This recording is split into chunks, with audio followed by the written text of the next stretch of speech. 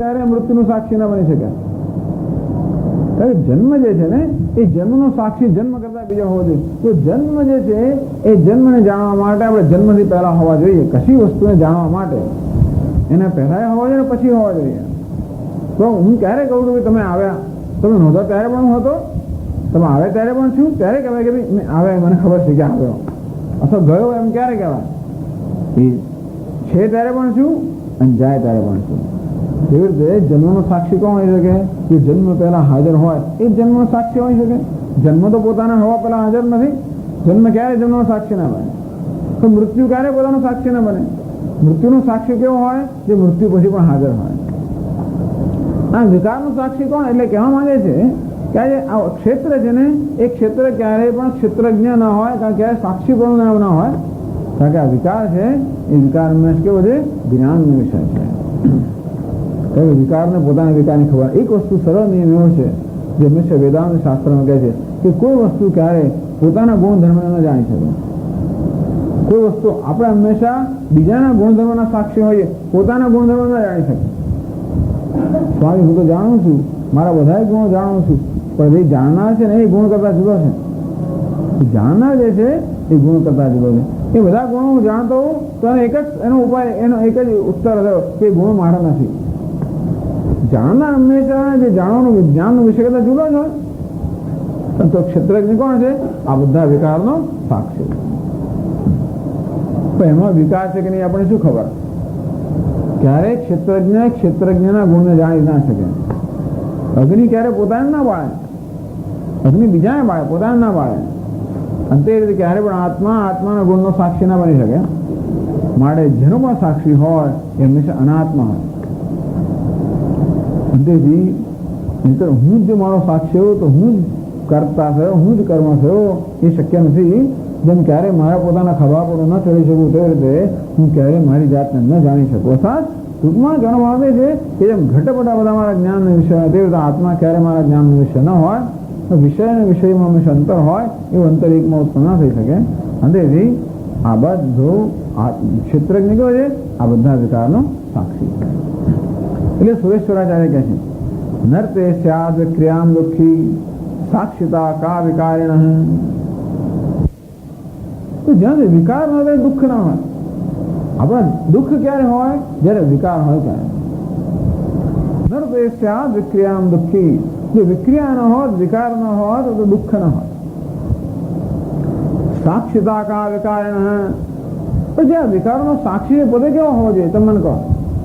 આ સર્વ વિકારનો સાક્ષી પોતે કેવો હોવો જોઈએ? નિર્વિકાર હોવો જોઈએ. અંતેથી હવે જયારે મને હું એમ કહું કે પહેલા હું સુખી હતો, હવે દુઃખી થયો, પહેલા યુવાન હતો, હવે વૃદ્ધ થયો, પહેલા ધનવાન હતો, હવે નિર્ધન બન્યો, એનો અર્થ એ કે મારામાં વિકાર થયો ને. તો આ વિકાર એ કોઈ દિવસ ક્ષેત્રજ્ઞ હોઈ શકે? આ વિકાર ક્યારે આત્મા હોય? આ બધા વિકારનો સાક્ષી છે એ આત્મા છે. સાક્ષિણ સાક્ષિતા કા વિકારિણ. વિકારી જે છે એ ક્યારે સાક્ષી ના બની શકે? તો હું કોણ? જી વિક્રિયા સહસ્રામ સાક્ષી. હું તો આ હજારો બધી બુદ્ધિની વિક્રિયાઓ છે એ બધાનો સાક્ષી છું. આમ અવિક્રિય હે. ક્ષેત્રજ્ઞ છે આત્મા કેવો છે? નિર્વિકાર છે, બધા વિકારોનો સાક્ષી. એટલે સામાન્ય સંજોગોમાં તો આપણે ન કહેવાય. મનમાં દુઃખ જન્મ થાય આપણે તો એવા એને ટૂંકમાં એ દુઃખને એવા તાવે થઈ જતા હોય છે કે આપણે આમ કહી શકતા નથી. પણ શાંત મન જરા હોય ત્યારે કહી શકાય. પણ દુઃખ આવે ત્યારે કંઈ યાદ નથી આવતો, કંઈ વાંધો નહીં. પણ દુઃખ ના હોય, થોડી ક્ષણો હોય ત્યારે આપણે યાદ કરીએ. સીધે પેલા દુઃખના પ્રસંગને યાદ કરીએ ત્યારે સ્વામી આ સુખમાં શું કામ દુઃખનો? પણ દુઃખના પ્રસંગ ત્યારે યાદ કરીએ, ધ્યાન કરते હોય કે મને ગઈકાલે ફલાણા માણસે ફલાણું કહ્યું અને મારે દુઃખ થયું. હું કોણ છું? એ દુઃખની સભાન છું કે નહીં? હા ખરો. દુઃખ એક વિકાર છે. જે પહેલા નહોતું ને પછી ઉત્પન્ન થયું, જતન નામ વિકાર. દુઃખ પણ શું છે? વિકાર છે. હું કોણ છું? એ વિકારથી પણ સભાન છું. હું કોણ છું? વિકારનો સાક્ષી છું. વિકારનો સાક્ષી કેવો? નિર્વિકાર હોય. હું કેવું છું? દુઃખ રહિત છું. સ્વામી પછી સુખ પણ વિકાર હતો. એ વિકાર જ થયો. આ સુખી દુઃખી બધા કોના ધર્મ છે? અહંકારના ધર્મ છે. હું તો આ બધા વિકારથી રહિત છું. હું આપણે શાંત બેઠો હોય ને ત્યારે કહી શકાય. જયારે દુઃખ આવી જાય ને પછી થતું હોય મનમાં ત્યારે નથી કહેવાતું. પણ સમજાય છતાં ને જ્યારે મન શાંત હોય ત્યારે જે વસ્તુ આપણે દુઃખી કરતો એનો વિચાર કરો વધારે સારો. એ દુઃખી કેમ કરે છે? એની સાથે આપણે તદાકાર બની જઈએ છીએ માટે. તો ભલે પ્રસંગ આવે ત્યારે તદાકાર બની જઈએ, દુઃખ સહન કરીએ, પણ જ્યારે પ્રસંગ ના હોય ત્યારે તો આપણે જોઈ શકીએ કે જો આ તાદાત્મ્યને કારણે દુઃખ જન્મ્યું, જો એની સાથે એક ન થઈ જવું, એનો સાક્ષી રહી શકું, તો હું એ વસ્તુનો સાક્ષી, તો પછી મારા પર એવી અસર ના થાય. ભલે કોઈ આપણું અપમાન કર્યું એ વાત બરોબર છે, પણ આપણા પર જેવી અસર થાય એવી અસર ન થાય. જો મને યાદ આવે કે આ અપમાનનો હું સાક્ષી છું, તો અપમાનને જેટલો આઘાત લાગતો હતો એ આઘાત ઘણો ઓછો થઈ જાય. એટલે આ એક બહુ એટલા માટે આ ખાસ ચર્ચા કરી. દ્વિવિક્રિયા સહસ્રામ સાક્ષ્યહમ.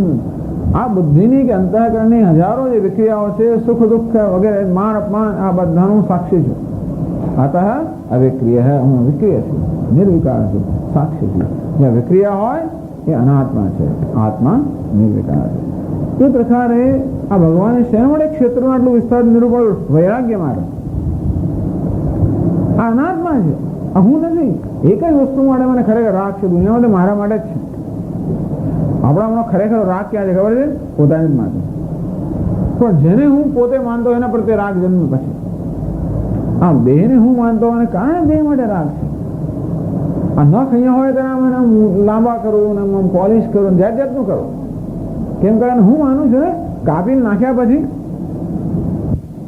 હવે હું ભાવ નથી, એને બધા વૈરાગ્ય જન્મ્યો કે નહીં? રાગ ક્યાં છે? જે અહમ છે ત્યાં રાગ છે. જ્યારે જાણવામાં આવે કે આ તો અહમ નથી, તો જ રાગ જાય, નહીં તો રાગ ના જાય. એટલા માટે આપણને આ ક્ષેત્રનું વર્ણન કરવામાં આવ્યું કે આ બધું ક્ષેત્ર છે, અનાત્મા છે, જ્ઞાનનો વિષય છે, દૃશ્ય છે, જળ છે, અનાત્મા છે, વિકારી છે, આત્મા નથી. તેથી એની ઉપયોગીતા છે. તો એની અંદર જે પેલી આસક્તિ છે, આસક્તિમાંથી રાગમાંથી મુક્ત થઈ તો દ્વેષમાંથી મુક્ત થવા પાછું. આ દેહમાં બહુ રાગ હોય એટલે પછી દેહના જે વિરોધીમાં દ્વેષ જન્મવાનો સ્વાભાવિક છે. રાગ અને દ્વેષ બંને એક સિક્કાની બે બાજુ સમાન છે.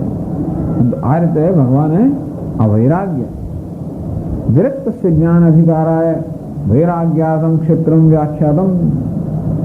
જ્ઞાન અધિકાર હવે પછી જે જ્ઞાનનું વર્ણન કરવાનું છે એનો અધિકાર કોને છે? જે વિરક્ત છે એને છે. અંદરથી વૈરાગ્ય ઉત્પન્ન થાય માટે ક્ષેત્રનું આ પ્રકારે વિસ્તારથી વર્ણન કરવામાં આવ્યું.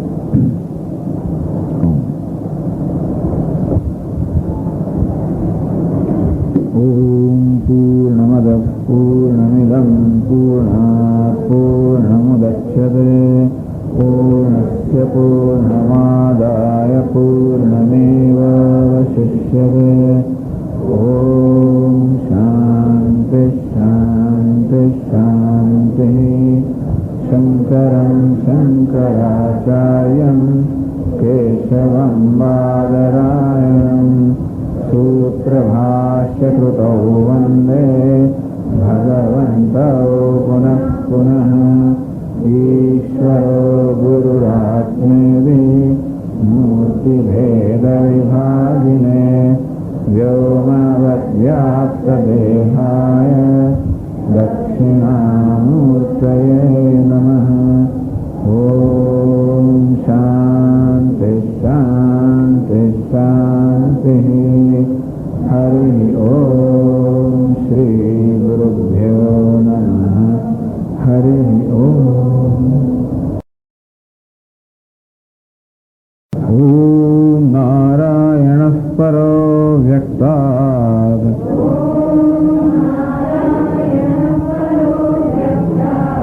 અંડમવ્યક્તસંભવम् અંડસ્યાन्तस्त्विमे लोकाः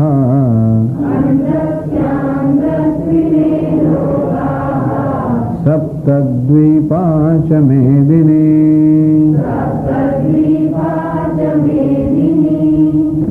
महाभूतान्यहङ्कारः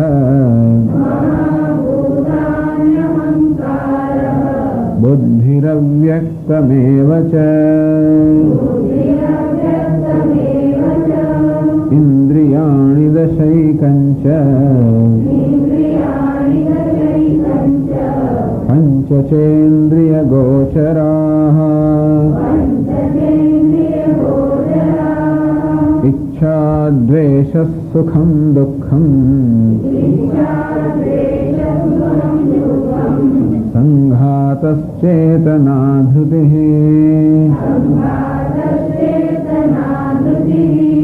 एतत् क्षेत्रं समासेन सविकारमुदाहृतम्।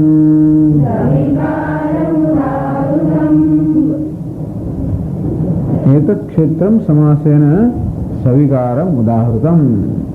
हे अर्जुन, एतत् आर्यते समासेन संक्षेप में क्षेत्रम क्षेत्र से सविकारम विकार सहित उदाहृतम तने कहेवामां आव्युं। महत्व सविकारम એટલે મધુસૂદન સરસ્વતીજી આ વિષયની ચર્ચા કરે છે કે વિકાર સહિત મેં તેને ક્ષેત્ર કહ્યું, અથવા ક્ષેત્ર કેવું છે? સવિકારમ છે. સવિકારમ ક્ષેત્રમ. આ ક્ષેત્રનું લક્ષણ શું? તો ક્ષેત્રનો મુખ્ય ધર્મ કયો? સવિકારમ, વિકાર સહિતનો છે. ટૂંકમાં જે ક્ષેત્ર હોય એ હંમેશા વિકાર વાળું હોય, અથવા જે વિકાર વાળું હોય એ ક્ષેત્ર હોય. विकार कौन है? जन्मादिना शांतः परिणामः अस्ति जायते वर्धते विपरिणमते अपक्षीयते विनश्यते. हम होવું, જન્મવું, પુખ્ત બનવું, વળી ક્ષય થવો, વિનાશ થવો, આ બધા વિકારો છે. તો આવો એનો ગુણધર્મ છે ને વિકારી કહેવાય. તો ક્ષેત્રનો આ ધર્મ છે કે હંમેશા વિકાર વાળું હોય છે, અથવા વિકારી હોય છે. મહાભૂત પંચમહાભૂતથી માંડીને ધૃતિ, અનિચ્છા, દ્વેષ, બધા ત્યાં સુધી બધું જે ક્ષેત્ર જે ભગવાને ભણાવ્યું એ બધાની એક વસ્તુ છે સામાન્ય, કે આ બધા કહેવાય સવિકારમ, વિકાર સહિતના છે. એ કોઈ પ્રશ્ન પૂછે કે ભગવાને જે બધું ગણતરી કરાવી, બધું આવી ગયું કે નહીં? તો કે નહીં, બધું આવી તો ના જાય. ગમે તેટલી ગણતરી કરાવો તો એ ક્ષેત્ર, આ જગત જે છે ગમે તેટલી ગણતરી કરો તો એ બધાનો સમાવેશ તો ન થાય. એટલે કે ઈચ્છા, દ્વેષ, સુખમ, દુઃખમ ભગવાને કેટલીક મનમાં જન્મથી કેટલીક વૃત્તિઓમાં ગણાવી. ખાસ કરી ઈચ્છા, દ્વેષ, સુખ, દુઃખ આ બધાનો એટલા માટે નિર્દેશ કર્યો કે વૈશેષિક લોકો કે નૈયાયિક લોકો એને આત્માના ધર્મ માને છે. એટલે ભગવાને સ્પષ્ટ કહ્યું કે આ બધા ક્ષેત્રના ધર્મ છે, અનાત્માના ધર્મ છે, આત્માના ધર્મ નહીં. એટલા જ માટે આ માત્ર આજે વૃત્તિઓ ઈચ્છા, દ્વેષ, સુખ, દુઃખ આજે કહ્યું એ પ્રતિનિધિ રૂપે કહી, ટૂંકમાં મનની બધી જ વૃત્તિઓ એમાં આવી ગઈ. એ સિવાય કશું ગણતરી કરવાનું રહી ગયું હોય તો પણ એક જ શબ્દથી બધાનો નિર્દેશ થઈ ગયો, સવિકાર. કહેવાનો ભાવ એ છે કે વિકારિત્વમેવ ક્ષેત્ર ચિહ્નમ. આ ક્ષેત્રનું ચિહ્ન કયું? ક્ષેત્રનું લક્ષણ કયું? વિકારિત્વમ, વિકારશીલ હોવું. નતું પરિગણનમ, આ ગણતરી બધી કરી એ જેટલું ગણતરીમાં આવ્યું હતું, જેનું વર્ણન કરવામાં એટલું જ ક્ષેત્ર છે એવું નહીં માનવાનું. જે કંઈ વિકારશીલ છે એ ક્ષેત્ર છે. તો કોણ વિકાર રહિત છે? એનો સાક્ષી. નર્તે સ્યાદ વિક્રિયામ દુઃખી સાક્ષિતા કા વિકારિણ. કહેવામાં આવ્યું કે જો વિક્રિયા ન હોય તો ક્યારે દુઃખ ના હોય. દુઃખ સુખ પણ આ બધું છે, વિકારો છે. અને તેથી દુઃખ ક્યારે હોઈ શકે? કોઈ માણસ દુઃખી ક્યારે હોઈ શકે? જ્યારે વિક્રિયા હોય ત્યારે. સાક્ષિતા કા વિકારિણ. પણ જેના વિક્રિયા છે સાક્ષી ના હોઈ શકે. સાક્ષી એ નિર્વિકાર હોય. જ્યાં વિકાર છે ત્યાં સાક્ષિતા ન હોય, સાક્ષી પણ ન હોય. સાક્ષી પણ હોય ત્યાં વિકાર ના હોય. દુઃખ ક્યાં હોય? જ્યાં વિકાર હોય ત્યાં. આત્મા કેવો છે? ક્ષેત્રજ્ઞ છે, ક્ષેત્રનો સાક્ષી છે, વિકારોનો સાક્ષી છે, સ્વયં નિર્વિકાર છે. ટૂંકમાં આત્મા સિવાયનું બધું અનાત્મ જાતમ જે છે બધું ક્ષેત્રમાં આવી ગયું.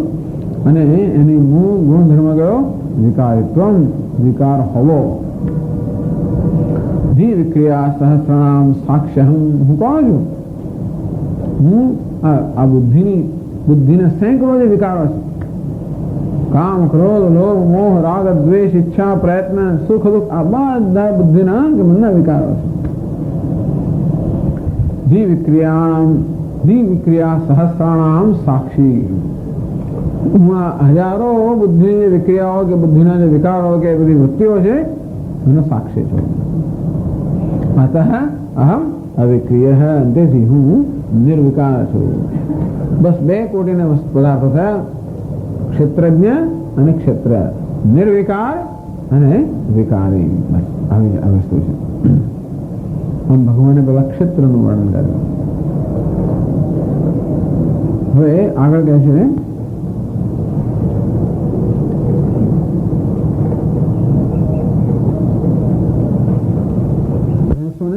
પાના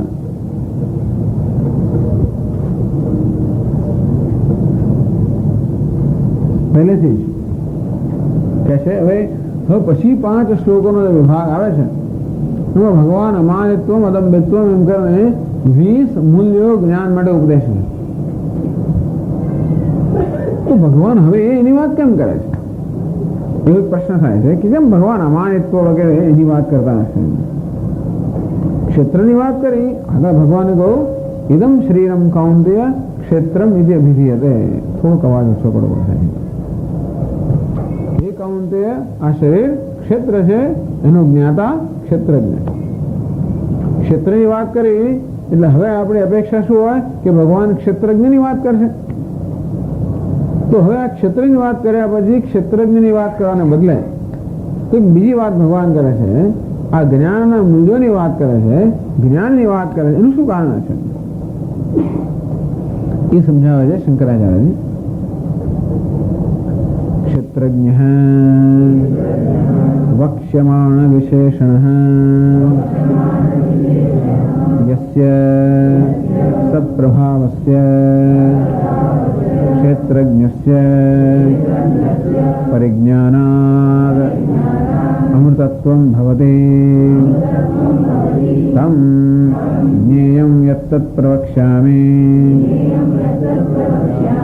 ઇત્યાદિના સવિશેષણં સ્વયમેવ વક્ષ્યતે.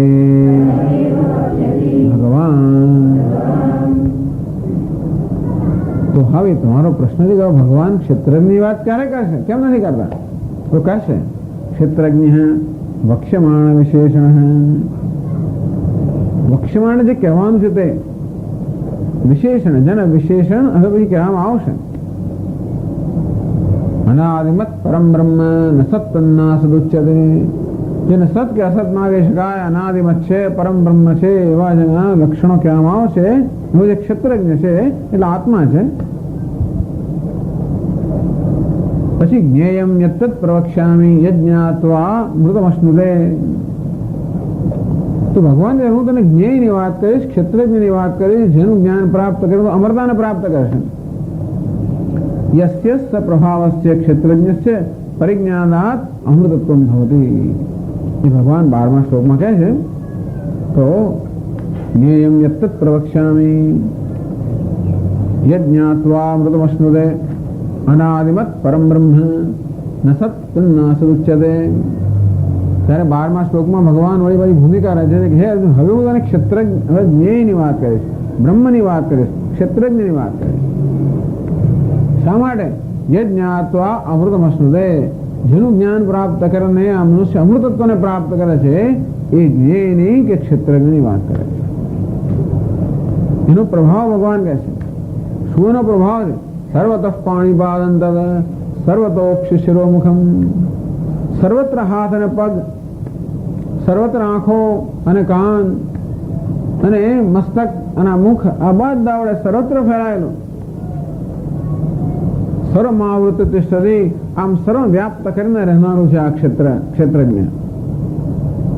સર્વેન્દ્રિય ગુણાવાસમ સર્વેન્દ્રિય વિવર્જિતમ. બધી ઇન્દ્રિયોની પ્રવૃત્તિ દ્વારા જે વ્યક્ત થતું હોય છતાં પણ ઇન્દ્રિય રહિત છે. અશક્તમ સર્વભૂત ચૈવ. કશા સાથે સંબંધિત ન હોવા છતાં પણ બધાને ધારણ કરનારું છે. નિર્ગુણમ ગુણ ભોક્તૃ છે. સ્વયં ગુણ રહિત હોવા છતાં પણ બધા ગુણને ભોગવનારું છે. અભિજાતનો પ્રભાવ છે. એટલે ભગવાન જે ક્ષેત્રજ્ઞ છે, પરમાત્મા છે, જેના લક્ષણો આ પ્રકાર અનાદિમત પરમ બ્રહ્મ ન તત અસત ન તત સત હૃદય જેના લક્ષણો છે અને જેનો પ્રભાવ સર્વતઃ પાણીપાદન તદ એ યસ્ય પ્રભાવસ્ય ક્ષેત્રજ્ઞસ્ય પરિજ્ઞાનાત અમૃતત્વમ ભવતી. જે ક્ષેત્રજ્ઞની વિભૂતિ સાથે ટૂંકમાં નિર્ગુણ બ્રહ્મ અને સગુણ બ્રહ્મ બંને જાણવા જેવું છે. તે નિર્ગુણ બ્રહ્મનો જ આ બધો જ મહિમા છે, એની વિભૂતિ છે, એ રીતે જાણીને અમૃતત્વમ ભવતી. આ જિજ્ઞાસુ કે મુમુક્ષુ અમૃતત્વને પ્રાપ્ત કરે છે. તમ જ્ઞેયમ યત્તત પ્રવક્ષ્યામિ ઇત્યાદિના સવિશેષણમ સ્વયમેવ વક્ષ્યતિ ભગવાન. ભગવાન સ્વયમેવ બધા વિશેષણ સહિત એક ક્ષેત્રજ્ઞનું વિસ્તારપૂર્વક વર્ણન કરશે. જ્ઞેયમ યત્તત પ્રવક્ષ્યામિ. એ અર્જુન હવે જે જ્ઞેય છે એ હું તને સારી રીતે કહીશ. એ શ્લોકથી મળીને ભગવાન એનું વર્ણન કરશે. શા માટે ક્ષેત્રજ્ઞ કહેવામાં આવે છે? જેથી જેના જ્ઞાનથી મોક્ષની પ્રાપ્તિ થાય માટે એનું વર્ણન કરશે. તો હવેના 5 શ્લોકોમાં ભગવાન જે કહે છે એનું શું તાત્પર્ય છે તો એ સમજાવે છે. અધુના તો તજ્ઞાન સાધન ગણમ અમાનિત્વાદિ લક્ષણમ યસ્મિન સતે તજ્ઞેય વિજ્ઞાને યોગ્યઃ અધિકૃતો ભવતે યત્પરઃ સંન્યાસી જ્ઞાનનિષ્ઠ ઉચ્યતે તમ અમાનિત્વાદિગણં જ્ઞાન સાધનત્વાદ જ્ઞાન શબ્દવાચ્યમ વિદધાતિ ભગવાન. અધુના તો ક્ષેત્રજ્ઞની પરમાત્માની વાત તો ભગવાન 12મા શ્લોકથી માંડીને કહે છે, પણ અત્યારે શું થઈ રહ્યું? અધુના તો તજ્ઞાન સાધનમ. એક ક્ષેત્રજ્ઞ કે પરમાત્મા છે, બ્રહ્મ એના જ્ઞાનનું જે સાધન છે, એનું જ્ઞાન થવાથી આપણે મોક્ષ પ્રાપ્ત થાય. પણ જ્ઞાન ક્યારે થાય? જ્યારે જ્ઞાન માટેનું સાધન આપણી પાસે હોય ત્યારે. તો જ માત્ર વર્ણન કરવાનો અર્થ નથી. જો વર્ણન કે પ્રતિપાદન સાંભળવાથી જો જિજ્ઞાસુના હૃદયની અંદર એ જ્ઞાનનો ઉદય થાય તો જ એ પ્રતિપાદન સફળ થયું કહેવાય. એ ઉદય ક્યારે થાય? એની માનસિક તૈયારી હોય ત્યારે. અંતેથી મનની એ પ્રકારની સ્થિતિ જેને શુદ્ધ અંતઃકરણ કહેવામાં આવે છે. અંતઃકરણની શુદ્ધિ એટલે અંતઃકરણ ભિન્ન ભિન્ન પ્રકારની અશુદ્ધિથી મુક્ત હોય. અમાનિત્વમ, અદંભિત્વમ, અહિંસા. આ માનિત્વ અશુદ્ધિ છે, દંભિત્વ અશુદ્ધિ, હિંસા અશુદ્ધિ, અસહિષ્ણુતા અશુદ્ધિ, આવી રીતે કપટ અશુદ્ધિ. આ બધી અશુદ્ધિઓ જ્યાં સુધી મનમાં હોય ત્યાં સુધી આત્મા જે નિત્ય શુદ્ધ છે એનું જ્ઞાન થઈ શકતું નથી. અને આ બધી અશુદ્ધિઓનું મહદ અંશે નિવારણ થવું જોઈએ. એટલે આ જ્ઞાન માટે જ્ઞાન તો જરૂર શ્રવણથી શ્રવણ મનન નિધ્યાસન એ આ જ્ઞાનના સાક્ષાત સાધન છે. પણ છતાં શાસ્ત્રનું શ્રવણ મનન વગેરે પણ ત્યારે ખરેખર ફળદાયી નીવડે જ્યારે એ માટે આપણા મનની યોગ્ય અવસ્થા હોય. ટૂંકમાં મનની પૂર્વ તૈયારી હોય તો જ એ શાસ્ત્રનું શ્રવણ જે છે એ આપણને ફળદાયી નીવડે. એટલા જ માટે એ પરમાત્માના સ્વભાવનું સ્વરૂપનું અને એની વિભૂતિનું વર્ણન કરતા પહેલા ભગવાન અહીંયા એ જ્ઞાનના સાધનો જે જ્ઞાનનું મૂલ્ય છે જેનાથી આપણું મન તૈયાર થાય એ અંતઃકરણ શુદ્ધિ થાય એ મૂલ્યોનું જ્ઞાન સાધનનું અત્યારે પહેલા વર્ણન કરે છે. અધુના તો તજ્ઞાન સાધનમ સાધન ગણમ. એ જ્ઞાન સાધનમાં આખો જે સમૂહ છે અમાનિત્વાદ લક્ષણમ. અમાનિત્વથી માંડીને એ 20 સાધનનો જે સમૂહ જેને ભગવાન અહીંયા વિધાન કરે છે વિધાન કરે છે. પણ એ જ્ઞાન અમુક ધારો કે અમે અમાનિત્વ અદંભિત્વ બધા ગુણો પ્રાપ્ત કરીએ તો પણ એનાથી શું લાભ થશે? એટલે કહે યસ્મિન સદી તજ્ઞેય વિજ્ઞાને યોગ્ય અધિકૃતો ભવતી. યસ્મિન સદી જે પ્રકારના ગુણો સદગુણો હોય તો તજ્ઞેય વિજ્ઞાને યોગ્ય અધિકૃતો ભવતી. જે સદગુણો મનમાં હોય તો એ પરમાત્માના જ્ઞાન માટે આ મનુષ્ય યોગ્ય બને, અધિકારી બને. એટલે શું બને? યત પરઃ સંન્યાસી જ્ઞાનનિષ્ઠ ઉચ્યતે. તો કે જેને તત્પર રહીને આજે સંન્યાસી જ્ઞાન નિષ્ઠાની યોગ્યતા પ્રાપ્ત કરે. આ ગુણો કોણ કહેવાય? સંન્યાસી કહેવાય. તો જે કોઈ સંન્યાસી બની જાય, હમણાંમાં સંન્યાસ. આ બધી અશુદ્ધિઓ ત્યાં હમણાંમાં સંન્યાસ. હું તો એનો સંન્યાસ લેવાનો છે. આપણે જે અંદરની જે અશુદ્ધિઓ છે એનો ત્યાગ. બીજી બધી વસ્તુનો ત્યાગ કરવો સરળ, એનો ત્યાગ કરવો જરા મુશ્કેલ લાગે છે. આમ જરા ખાવા પીવાનો ત્યાગ કરવો, સુખ સગવડનો ત્યાગ કરવો એટલું અઘરું નથી લાગતું. પણ અંદર જેનું માનિત્વ, દંભિત્વ એ બધું એવું રૂઢ થઈ ગયું છે કે એનો ત્યાગ કરવો જરા વધારે મુશ્કેલ હોય એમ લાગે છે. પણ ખરો સંન્યાસ એ જ છે. યત પરઃ સંન્યાસી જ્ઞાનનિષ્ઠ ઉચ્યતે. જો કે અંદરથી શંકરાચાર્ય મહારાજ માને છે, અંદરથી જો બહાર વ્યક્ત કરતા હોય છે કે આ બધા ગુણો ખરેખર તો સંન્યાસી જ કરી શકે. સંન્યાસી અર્થાત જેને કશું લેવા દેવાનું નથી એનું નામ સંન્યાસી. સંન્યાસીને લેવા દેવાનું હોય તો આ બધા ગુણો કેળવવા મુશ્કેલ છે. જ્યાં સુધી કશું મિશન હોય, કંઈક ધ્યેય હોય, ત્યાં સુધી માનિત્વ, દંભિત્વ એ બધાની જરૂરિયાત રહેવાની છે. જીવનમાં કશું પણ સિદ્ધ કરવું હોય, હવે ધન, સંપત્તિ, સત્તા, પ્રતિષ્ઠા કશું પણ જોઈતું હોય તો કંઈક અંશે માનિત્વ, કંઈક દંભિત્વ, કંઈક હિંસા, કંઈક અસહિષ્ણુતા, કંઈક છ કપટ, આ બધું જોઈએ એ વગર ના ચાલે. સામાન્ય રીતે અભિમાન્યતા છે.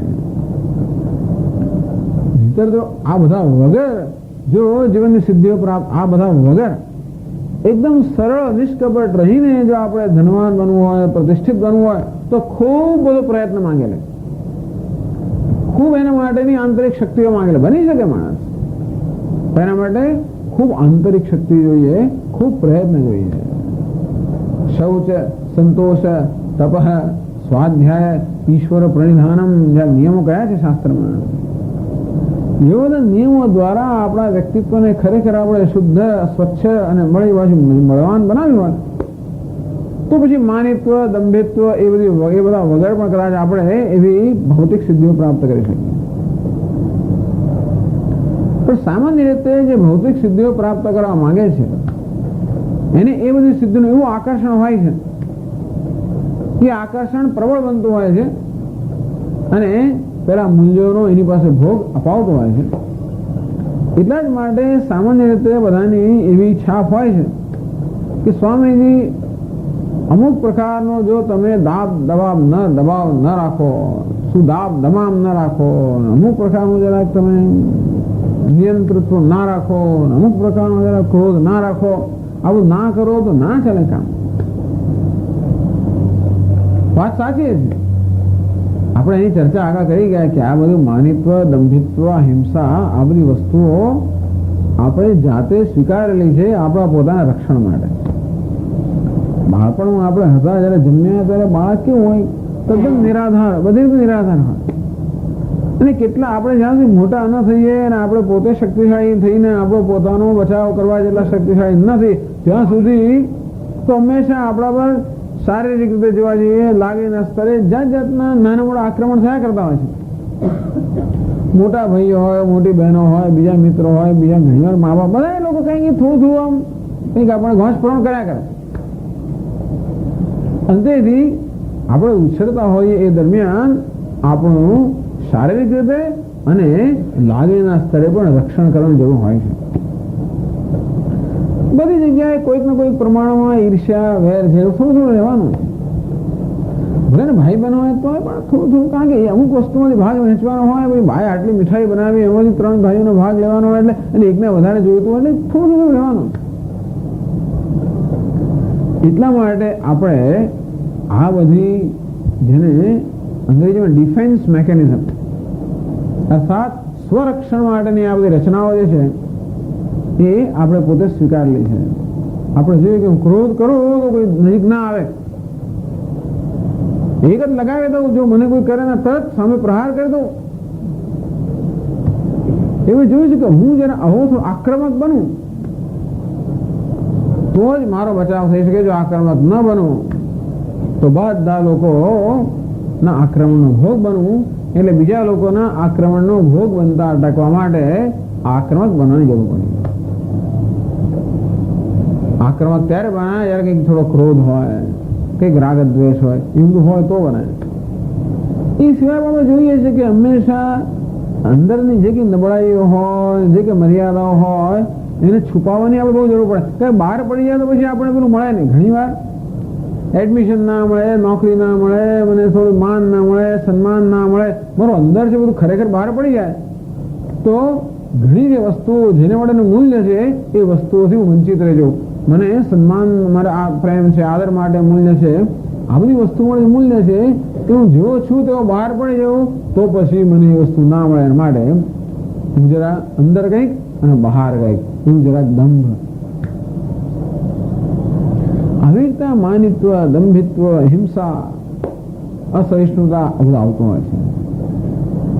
ટૂંકમાં આ બધા જે અત્યારે જેને દુર્ગુણ આપણે કહીએ છીએ એ બધાને એના સંસ્કાર લઈને તો આપણે જન્મ્યા છીએ, પણ જોડે જોડે આપણા ઉછેર ને જીવન વ્યવહાર દરમિયાન પણ આ બધી વસ્તુઓની આપણે જરૂર પડેલી છે. અને તેથી આપણે પોતે એમને પોતાના રક્ષણ માટે રક્ષકો તરીકે સ્વીકારેલા છે. આ તો પેલા માફિયા લોકોને આપણે જેવું સ્વીકારે એના જેવું છે આ બધું. ગુજરાતી શું કહે છે? હા, એમ નહીં, પણ કંઈક એનો માટેનો એક શબ્દ છે. હા, એમ નહીં, એવું નહીં, પેલું અંધારી આલમ કઈ ગુજરાત છાપા શબ્દો વાપરતા હોય ને જાત જાતના એ બધું. એટલે આવી બધી અંધારી આલમના લોકો એને શેના માટે? રક્ષણ માટે. શું થાય છે? જેને આપણે રક્ષક તરીકે લીધા એ છેવટે ભક્ષક એનો ભોગ બનતા હોય છે. શરૂઆતમાં આપણને મદદ કરે, આપણું રક્ષણ કરે, બીજાને કાટલું કાઢી નાખે, જે કરતા હોય તે, પણ છેવટે આપણું જ નિયંત્રણ કરે, આપણું સંચાલન કરે અને છેવટે આપણું કાટલું કાઢી નાખે.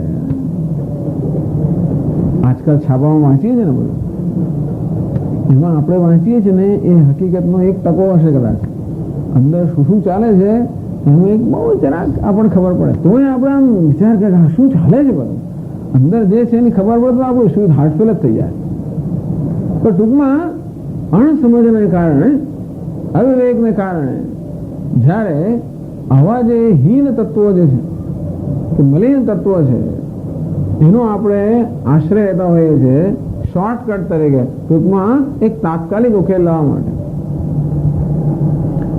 માનિત્વ, દંભિત્વ, હિંસા, રાગ, દ્વેષ, ક્રોધ આ બધાને આપણે આપણા રક્ષકો તરીકે રાખેલા છે દુનિયાથી આપણું રક્ષણ કરવા માટે. પછી છેવટે આપણા જ સ્વામી થઈને બેસતા છે. છેવટ થાય શું? આપણે એમને વશ થઈ જતા હોય. ટૂંકમાં એ છેવટે આપણું સંચાલન કરવા હોય છે અને આપણા બધા વર્તનનું સંચાલન આ કામ, ક્રોધ, લોભ કરતા હોય છે. આપણે સ્વતંત્રતા ગુમાવી બેસીએ છીએ. હવે આપણને ભગવાન કે અમાનિત્વ, માનિત્વ તો ના હોવું જોઈએ, દંભિત્વ ત્યારે ખબર પડે કે આ તો હું અત્યાર સુધી જેને મેં મારા રક્ષક તરીકે રાખ્યો કે મિત્ર તરીકે જેને પોષ્યો એ ખરેખર તો મારો શત્રુ. હવે ખબર પડે, હવે એને દૂર કરવું સરળ નથી થતું. એકવાર પેલો અંદર બરાબર પગ પેસારો કરી ગયો અને પોતે જ માલિક બની ગયો પછી એને દૂર કરવો સરળ નથી હોતો. એના માટે ખૂબ પ્રયત્ન જોઈએ, એનો ભગવાનનો અનુગ્રહ પણ જોઈએ, આ બધું જોઈએ. ટૂંકમાં એટલે હવે આપણે ખબર પડે કે આ માનિત્વ, દંભિત્વ આ તો બધા ખરેખર આપણા માર્ગમાં રહેલા પ્રતિબંધકો છે, આ કોઈ મિત્ર નથી. અને એટલા માટે ભગવાન અત્યારે પેલા જ્ઞાનનો ઉપદેશ કરતા પહેલા જ્ઞાન માટે જે આવશ્યક છે એ બધા એ પ્રકારની માનસિક સ્થિતિ પ્રાપ્ત કરવા માટે જે પ્રકારના સાધનો કે મૂલ્યોનું આચરણ કરવાની જરૂર છે એ સાધનોનો કે મૂલ્યોનો અત્યારે ઉપદેશ કરે છે. યત પરઃ સંન્યાસી જ્ઞાનિષ્ઠ ઉચ્યતે. આવું સમજ ઉત્પન્ન પાછું કે આ ચર્ચા ક્યાંથી ચાલુ થઈ. શંકરાચાર્ય કહે છે એક જગ્યાએ પ્રશ્નોપનિષદ વગેરેમાં કે આ બધા ગુણો મુખ્યત્વે સંન્યાસી કેળવી શકે જેને કશું લેવા જવાનું નાવા નીચવાનું નથી. જેટલા હું છે આપણે એવા હોઈએ તેટલા હું છે આપણે સંન્યાસી છે. પણ મેં શું કહ્યું કે આ બધા ગુણોની ક્યારે જરૂર પડે છે? આ દુર્ગુણોની ક્યારે જરૂર પડે છે? જીવનમાં કશું ધ્યેય, ભૌતિક ધ્યેય સિદ્ધ કરવાનું હોય, કઈ સત્તા પ્રાપ્ત કરવી હોય, પ્રતિષ્ઠા પ્રાપ્ત કરવી હોય, સંપત્તિ પ્રાપ્ત કરવી, એવું કંઈક પ્રાપ્ત કરવું હોય તો આ લોકો રાહ જોઈને ઉભેલા છે, તો તરત આપણને એ લોકો એની મદદની જરૂર પડતી હોય છે. ટૂંકમાં જેણે જીવનમાં કશું સિદ્ધ નથી કરવાનું એ જ આ માનિત્વ, દંભિત્વ વગેરે એનો ત્યાગ કરી શકે, કારણ કે એમની જરૂર નથી. પણ જ્યાં સુધી જીવનમાં હજી આપણું કંઈક મિશન છે, મિશન, ભૌતિક મિશન, રાહ જોઈએ, રાહ કરવાનું. અરે કોઈ સંસ્થાનું મિશન હોય તોય પણ મિશન આવ્યું એટલે એને ચાલુ રાખવા માટે, એને આગળ કરવા માટે, એને સ્થાપિત કરવા માટે, એને ઊંચું લાવવા માટે, એ બધા માટે પણ કઈ ને કઈ વસ્તુઓની જરૂર પડતી હોય છે. અને ત્યારે એ મિશન અગત્યનું બની જાય. અને મૂલ્યો મિશન એટલે તો ટૂંકમાં કોઈ પ્રકારનું આંતરિક મિશન જેને નથી. સ્વામી દયાનંદ મહારાજની ભાષામાં કહીએ તો જેને કોઈ પ્રકારનો અજન્ડા નથી, જેને કોઈ પ્રકારનું હવે સિદ્ધ કશું એને સિદ્ધ કરવાનું નથી, જેને જીવનનું બીજું કશું પ્રયોજન રહ્યું નથી. ટૂંકમાં આ મૂલ્યો દ્વારા આપણે એવા બનીએ. યત પરઃ સંન્યાસી ભવતિ જ્ઞાનિષ્ઠ ભવતિ. જે મૂલ્યોને તત્પરીને ધીમે ધીમે આપણે સંન્યાસી બનીએ. ટૂંકમાં આપણને આ મૂલ્યો સંન્યાસી બનાવીને છોડાવે. જો આપણે એને તત્પર હોઈએ, એમને વરેલા હોઈએ, તો સંન્યાસી બન્યા સિવાય છૂટકો નથી. જે મહાત્મા ગાંધી આ મૂલ્યોને વરેલા હતા, અહિંસા, સત્ય, તો બાવા બનાવે. એટલે ટૂંકમાં કશું એક કપડું પહેરવા માટે પણ ભાઈ વિચાર કરો કે પહેરાય કે ના પહેરાય, એમાં કેવી હિંસા થાય છે. કોઈકનું છીનવી લીધું, એક કોળીઓ ખાવા પછી આપણે આમ ગિલ્ટી થાય. ત્યારે કોઈકનું કોઈક કહે છે ને ત્યાં બિચારા લોકો ભૂખ્યા મરતા હોય ને આપણે આવું ખાતા આવું તરત થાય. એટલા માટે બહુ સેન્સિટિવ આપણે બનાવે, એકદમ સંવેદનશીલતા આપણને આવે, આંતરિક શુદ્ધિ આવે, અને પ્રકારનો સંન્યાસ પ્રાપ્ત. અને એ પ્રકારનું જો મન હોય તો જ આપણે જ્ઞાનમાં નિષ્ઠા પ્રાપ્ત થઈ શકે. યત પરઃ સંન્યાસી જ્ઞાનનિષ્ઠ ઉચ્યતે.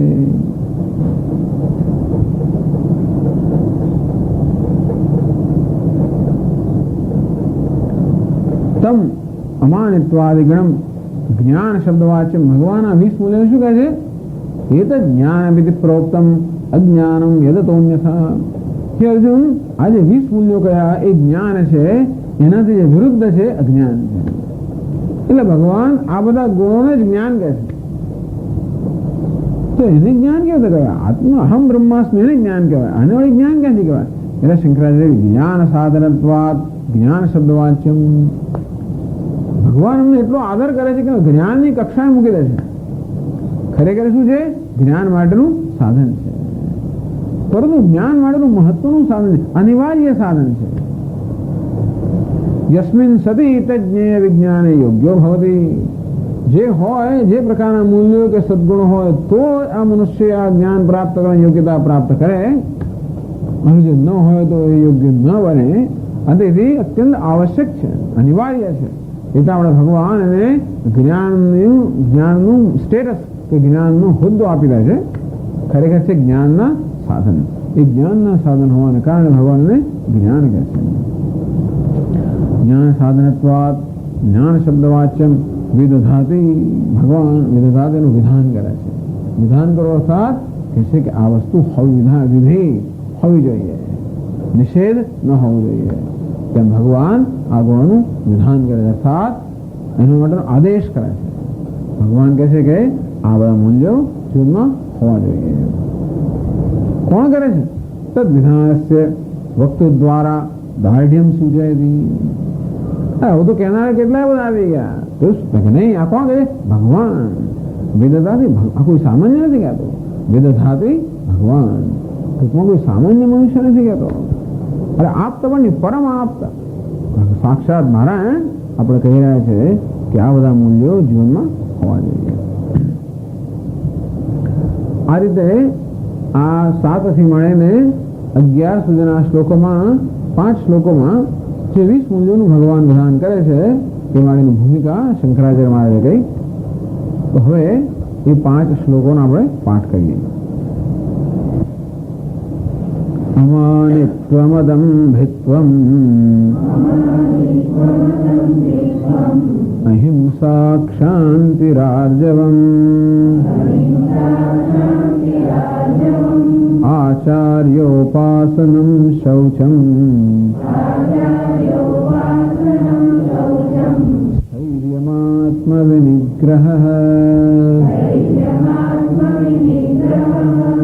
इन्द्रियार्थेषु वैराग्यम् अनहंकार एव च जन्म मृत्युजरा व्याधि दुःखदोषानुदर्शनम् असक्तिरनभिष्वङ्गः पुत्रदारगृहादिषु नित्यं च समचित्तत्वम् इष्टानिष्टोपपत्तिषु मयि चानन्ययोगेन भक्तिरव्यभिचारिणी विविक्तदेशसेवित्वम् अरतिर्जनसंसदि अध्यात्मज्ञाननित्यत्वम् तत्त्वज्ञानार्थदर्शनम् एतज्ज्ञानमिति प्रोक्तम् अज्ञानं यदतोऽन्यथा। तो 11वां श्लोकમાં છેલ્લે ભગવાન કહ્યું એતજ્ઞાનમ ઇતિ પ્રોક્તમ। આજે અમાનિત્વાદી જે બધા સદ્ગુણો છે, સદ્ગુણોનો સમુદાય છે, એને જ્ઞાન કહેવામાં આવે છે। અજ્ઞાનમ યત અતઃ અન્યથા, અને વિરુદ્ધ જે છે માનિત્વ, દંભિત્વ, હિંસા, બધું દુર્ગુણોનો સમુદાય છે, એને અજ્ઞાન કહેવામાં આવે છે। હવે શંકરાચાર્યજી આની વ્યાખ્યા કરે છે। अमानित्वं मानिनो भावः मानित्वं आत्मनः श्लाघनं तदभावः अमानित्वं अमानित्वं કોને કહેવાય? માનિત્વના અભાવને અમાનિત્વમ કહ્યું। માનિત્વ કોને કહેવાય? જે માની મનુષ્ય છે, જે માની મનુષ્ય છે એના મનની સ્થિતિને માનિત્વ કહેવાય। એ પ્રકારની સ્થિતિનો અભાવ નામ છે અમાનિત્વ। માની કોને કહેવાય? માનનો ભાવ માનિત્વમ। તો માન જેને છે, માન સ્થિતિ માની, જે માન ધરાવતો હોય એને માની કહેવાય। એ માયના મનની સ્થિતિને માનિત્વ કહેવાય અને એના અભાવને અમાનિત્વ કહેવાય। ટૂંકમાં આપણા મનમાં જ્યારે માનિત્વ ન હોય ત્યારે મનની સ્થિતિને અમાનિત્વ કહેવાય। અમાનિત્વ કોને કહેવાય? એનું વર્ણન માત્ર માનિત્વના અભાવ એટલે જ કરવામાં આવે છે। અમાનિત્વનું સીધું વર્ણન થતું નથી, પરંતુ માનિત્વને આપણે સાથે જાણીએ છીએ અથવા માનિત્વને આપણે ઓળખી શકીએ। એટલે આ બધા જે ગુણો છે કેવા છે? કશીક વસ્તુ દૂર કરવાના છે। ભગવાન આ 20 મૂલ્યમાં બે પ્રકારના ગુણો કહેશે। એક એવા ગુણો છે જેમાં કશાકનો ત્યાગ કરવાનો છે, બીજા એવા ગુણો છે જેમાં કશુંક ગ્રહણ કરવાનું। બે પ્રકારના છે। એટલે ઘણા બધા જે આ મૂલ્યો છે અથી શરૂ થાય છે। અમાનિત્વમ એટલે કે માનિત્વનો અભાવ। ટૂંકમાં એવું ભગવાન કેમ આવું કહેતા છે આપણને? કારણ કે માનિત્વ આપણામાં સ્વાભાવિક હોય છે, માટે એને દૂર કરવાની આપણને વિધાન કરે છે। આ દંભિત્વમ, દંભિત્વનો અભાવ એટલે કે દંભિત્વ આપણામાં સ્વાભાવિક હોય છે। મેં કહ્યું પ્રમાણે આ માનિત્વ, દંભિત્વ બધાની જરૂર પડેલી છે આપણને ભૂતકાળમાં, અને એટલા માટે જરૂરી હોવાને કારણે આપણને જરૂરી લાગે છે, માટે આપણે એ બધાને સ્વીકાર કરેલો છે, બધાને આપણા હૃદયમાં સ્થાન આપેલું છે। એટલે આ બધું દરેક મનુષ્યમાં સ્વાભાવિક હોય જ છે। માનિત્વ હોય છે, દંભિત્વ હોય છે, હિંસા હોય છે. એટલે જે દુર્ગુણો આ બધા આપણામાં સ્વાભાવિક રીતે કે દ્રઢ થઈ ગયા છે એ દુર્ગુણોને દૂર કરવા, દોષ અપનયનમ, જે દોષ છે એને દૂર કરવા. પછી બીજા એવા પણ ભગવાન મૂલ્યો કહે છે જે આપણે સ્વીકાર ગ્રહણ કરવાનો હોય. તો ગુણાધાનમ, જે ગુણો નથી એને પ્રાપ્ત કરવા, જે દોષ છે એને દૂર કરવા. આ રીતે આપણા મનનું નિર્માણ કરવાનું છે. આપણે શું કરવું છે? આપણા મનનું, અંતઃકરણનું, વ્યક્તિત્વનું નિર્માણ. નવા નવા પથ્થરો, નવું પેઇન્ટિંગ કરવાનું. એટલે દોષ અપનયન અને ગુણ આધાન, બંને પ્રકારના મૂલ્ય ભગવાન કહે છે. તેમાં અમાનિત્વ વગેરે છે જે અતિ શરૂ થાય છે, કેવા છે? જે માનિત્વ આપણામાં છે એને દૂર કરવાનું છે. અમાનિત્વ પ્રાપ્ત કરવાનું નથી, માનિત્વ દૂર કરવાનું છે. એવું કેમ હશે? અમાનિત્વ તો મનનો સ્વભાવ જ છે. આપણું મન બનેલું છે એ પેલા સત્વગુણમાંથી બનેલું છે. સત્વ કયું છે? શુદ્ધ છે. તત્ર સત્વમ નિર્મલત્વાદ પ્રકાશકમ અનામયમ 14મા અધ્યાયમાં જ કહે છે. આ સત્વ તો નિર્મળ છે, પ્રકાશક છે, અનામય છે. અનામય એટલે જેવું કોઈ પ્રકારનો ઉપદ્રવ નથી, એવું ઉપદ્રવ વગરનું સ્વચ્છ પ્રસન્ન અંતઃકરણ એવો આપણો સ્વભાવ છે. બસ એ પ્રકારના અંતઃકરણ વર્ણન છે. ભગવાન જયારે મૂલ્યો આપણને કહે છે ત્યારે એ મૂલ્યો દ્વારા શેનું વર્ણન કરે છે?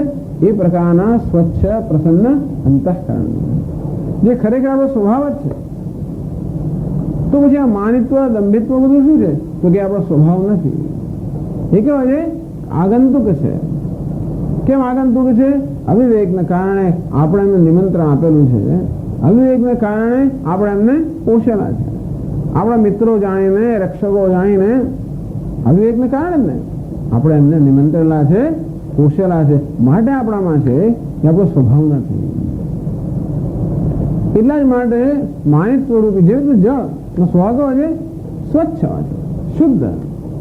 એમાં જે કચરો હોય છે કેવો છે? આગંતુક હોય છે. અને એટલા જ માટે આપણે એને દૂર કરી શકીએ. જેનો સ્વાભાવિક હોય દૂર ના કરી શકીએ. જે સ્વભાવ હોય ને એમાં પરિવર્તન ના થાય.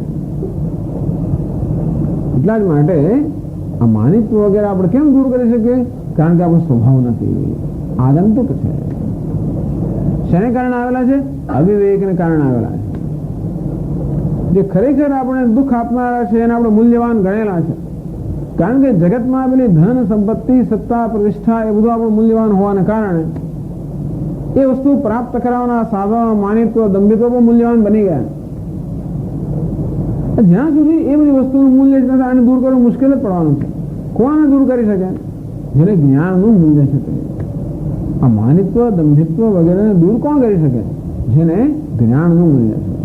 હજી પણ આપણા મનમાં જેટલે અંશે પેલું સત્તાનું, પ્રતિષ્ઠાનું, મોભાનું એ બધાનું મહત્વ છે, એટલે અંશે આ બધું દૂર કરવું મુશ્કેલ છે. એટલે જેટલે અંશે આપણામાં વિવેક જાગૃત થયો હોય, જેટલે અંશે વૈરાગ્ય જાગૃત થયો વિવેકને કારણે, તો વિવેકને અગત્ય છે. જેટલે અંશે વિવેક જાગૃત થયો હોય, જેટલે અંશે આપણા હૃદયની અંદર આ જ્ઞાન માટેનું મૂલ્ય સ્થાપિત થયું હોય, એટલે અંશે આપણા મનમાં એ શુદ્ધ અંતઃકરણનું મૂલ્ય સ્થાપિત થાય. અને તેટલે અંશે આ બધા દુર્ગુણો દૂર કરવાનું શક્ય બને. એટલે અમાનિત્વ, અદંભિત્વ, અહિંસા, ક્ષાંતિ, આર્જવમ જે ભગવાનના બધા સદગુણો કહે છે એ ખરેખર તો આપણા મનના સ્વભાવનું વર્ણન કરે છે. આપણા આવા છે, આપણે તો છે નિત્ય શુદ્ધ બુદ્ધ, મન પણ આવું સરસ જ છે. તો બધી ગંદકી છે ને કારણે ગંદકી આગંતુક છે, આપણી નથી. એ જાણવું પણ આપણને બહુ સારું લાગે. આશ્વાસન આપનારી વસ્તુ છે કે હું તો આ બધા સાક્ષીનો નિર્વિકાર સાક્ષી છું. આ બધા વિકારોનો નિત્ય શુદ્ધ બુદ્ધ મુક્ત છું. એટલું જ નહીં, પરંતુ મારું મન પણ એવું સ્વચ્છ શુદ્ધ જ છે. મનમાં જે કે અશુદ્ધિઓ, અસ્વચ્છતાઓ છે એ બધી આગંતુક છે, અવિવેકને કારણે આવેલી છે. અને માટે આ બધા ગુણો પ્રાપ્ત કરવાનો ઉપાય કયો? વિવેક. બીજું કઈનો ઉપાય નથી, એનું કંઈ કરવાનું નથી. માત્ર વિવેકનો, સતત વિવેકનો પ્રયોગ કરવાનો. એના માટે પહેલા જાણવું પડે કે અમાનિત્વ કોને કહેવાય, કે માનિત્વ કોને કહેવાય. અમાનિત્વને સમજવા માટે માનિત્વ કોને કહેવાય જાણવું પડે. એટલું જ નહીં, પરંતુ આપણા મનમાં અમુક પ્રકારની વૃત્તિ માનિત્વ કહેવાય એ પહેલા જાણીએ, એ પણ સમજવું પડે. એટલે માનિત્વની વ્યાખ્યા આપણે જાણતા હોઈએ, એ બધું કરતા હોઈએ, પણ આપણા મનમાં જયારે ઉદ્ભવ તો ખબર જ ના પડે કે માનિત્વ છે. ઘણી વાર થતું હોય કે સ્વામી મને કઈ તકલીફ નથી, મારામાં કઈ નથી, એવું આપણે માનતા હોઈએ. મારામાં રાગ દ્વેષ નહીં, પણ રાગ દ્વેષ કોને કહેવાય ઘણી વાર આપણે નથી જાણતા. એટલે રાગ દ્વેષની વ્યાખ્યા કરીએ, પણ મારા મનમાં અમુક પ્રકારની વૃત્તિ ઉઠી, એને રાગ કહેવાય કે દ્વેષ કહેવાય એ ન સમજતા હોઈએ, તો પછી રાગ દ્વેષ ગમે એટલું જાણેલું નકામું થાય. એને પારખવા પડે. અંતે દયા, માનિત્વ, દંભિત્વ આવી વૃત્તિઓ જે છે એ જયારે આપણા અંતઃકરણમાં ઉઠે ત્યારે આપણે એને પારખવી પડે. તો જ પછી આપણે એના પર આક્રમણ કરી શકીએ. શેનું આક્રમણ કરવાનું? વિવેકથી આક્રમણ કરવાનું. વિવેક રૂપે શસ્ત્ર આપણો એક જ છે. અસંગ શસ્ત્રેણ દૃઢેન ચિત્વા. આ સંસાર છે રૂપમસ્તેહ તથોપલભ્યતે નાંતો ન ચાવે રીતે સંપ્રતિષ્ઠા અશ્વત્થમેનમ સુવિરૂઢ મૂલમ.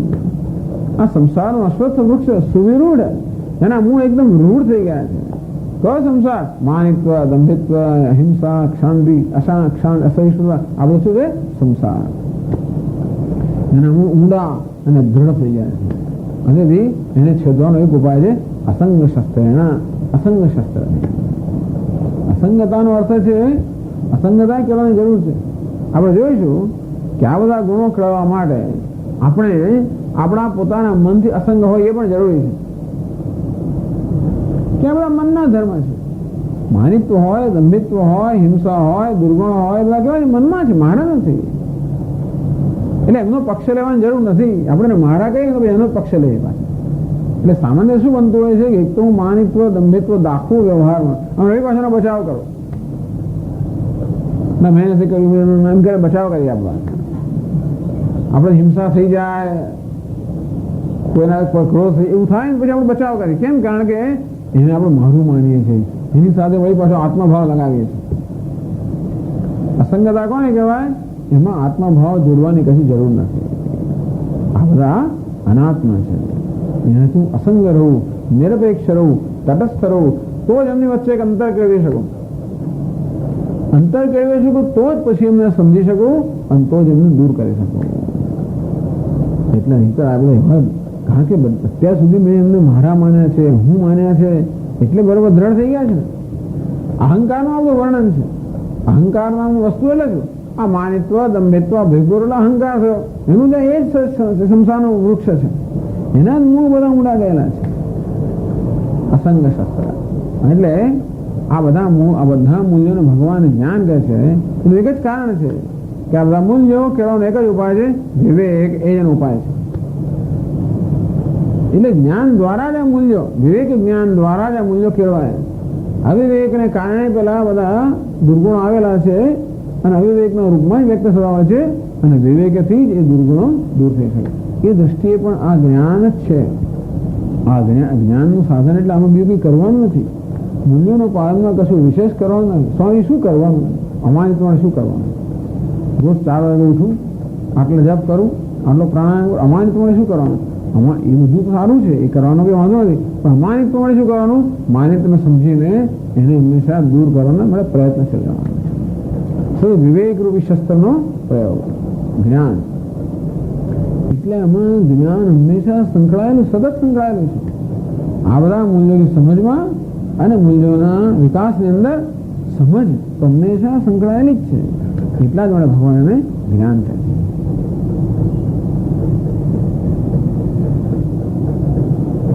માન તિરોહિત અવલેપ. માન એટલે એક પ્રકારનો ગર્વ. મનમાં છે ને ગર્વ, કહે છે માન. ઘમંડ, ઘમંડ, ગર્વ. આવો ઘમંડ શબ્દ સારો છે. એને માન એટલે પેલું ઘમંડ. વિદ્યમાન અવિદ્યમાન વા ગુણ આત્મન શ્લાઘનમ માનિત્વમ. પોતામાં જે ગુણો હોય વિદ્યમાન, દરેક માણસમાં કોઈને કોઈ પ્રકારના ગુણો એટલે કે કોઈને કોઈ પ્રકારની યોગ્યતા હોવાની, કોઈને કોઈ પ્રકારની સિદ્ધિઓ હોવાની દરેકમાં. કોઈ હોશિયાર હોય, કોઈ ચાલાક હોય, કોઈ ચપળ હોય, જાત જાતની વસ્તુ દરેકમાં કંઈ કંઈ હોવાનું જ. કોઈના રૂપ હોય, કોઈનામાં ગુણ હોય, કોઈના બુદ્ધિ હોય, કોઈનામાં ચાલાકી હોય, કોઈનું કુળ હોય, કોઈના પ્રતિષ્ઠા હોય, કોઈને ધન હોય, કોઈને સત્તા હોય. આમ દરેક વ્યક્તિમાં કશા ને કશા તો આ પ્રકારના ગુણો કે આ પ્રકારની સિદ્ધિઓ હોય છે, કોઈ નાના મોટા છે. બીજું કશું નહીં તો બીજાની સરખામણી તો હોય. આપણે આમ વિચારીએ આપણે બહુ મોટું આપણે ના લાગે, પણ બીજાની ઘરે જોઈએ તો ખબર એના કરતા તો હું સારો છું સ્વામી. હવેથી બીજા સરખાવી રહ્યા લાગે હું કંઈક છું. આમ પોતાનામાં રહેલા કોઈ પ્રકારના ગુણોને કારણે, એ તો અવિદ્યમાન પણ કહે છે કે વિદ્યમાન ગુણે, પોતાના જે ગુણો વિદ્યમાન છે એ ગુણોને કારણે આત્મન શ્લાઘનમ, પોતાના વિશે વહેમ હોવો, એ પણ એક સરસ શબ્દ ગુજરાતીમાં, એ અમદાવાદનો શીખેલો શબ્દ વહેમ. આમ પોતાને મળે વહેમ હોવો કે હું કંઈક છું, એનું નામ જ માનિત્વ.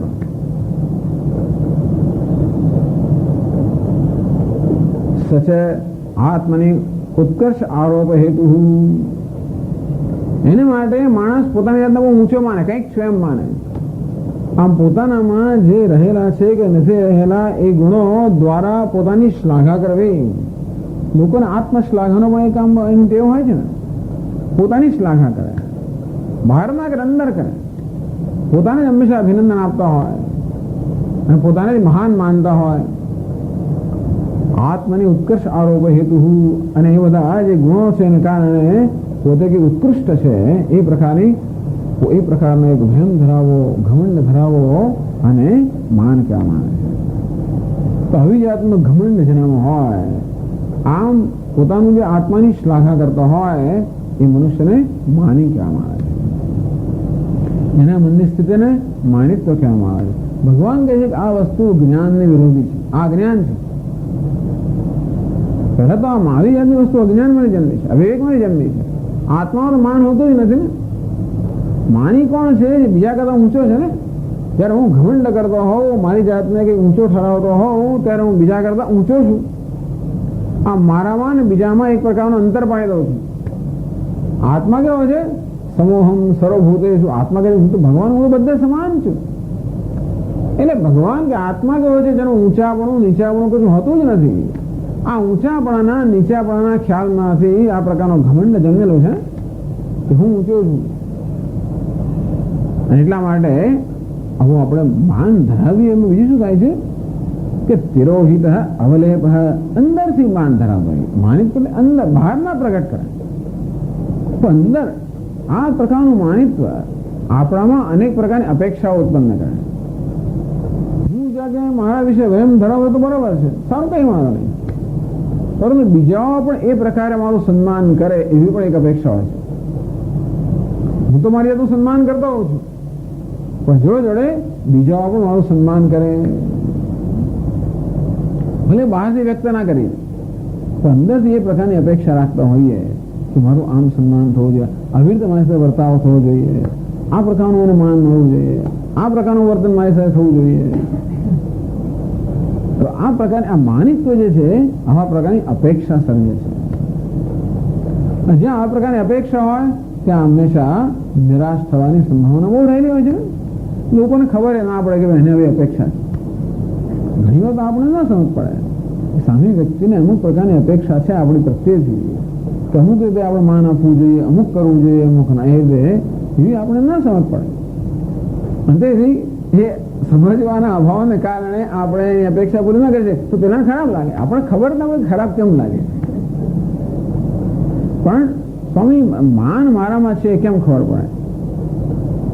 જો મને અપમાન લાગે તો સમજો કે મારા માન છે, મને અપમાનની લાગણી લાગે તો સમજો કે મારા માન. તો અપમાન લાગે ને, અપમાન છે માનનો વિરોધી.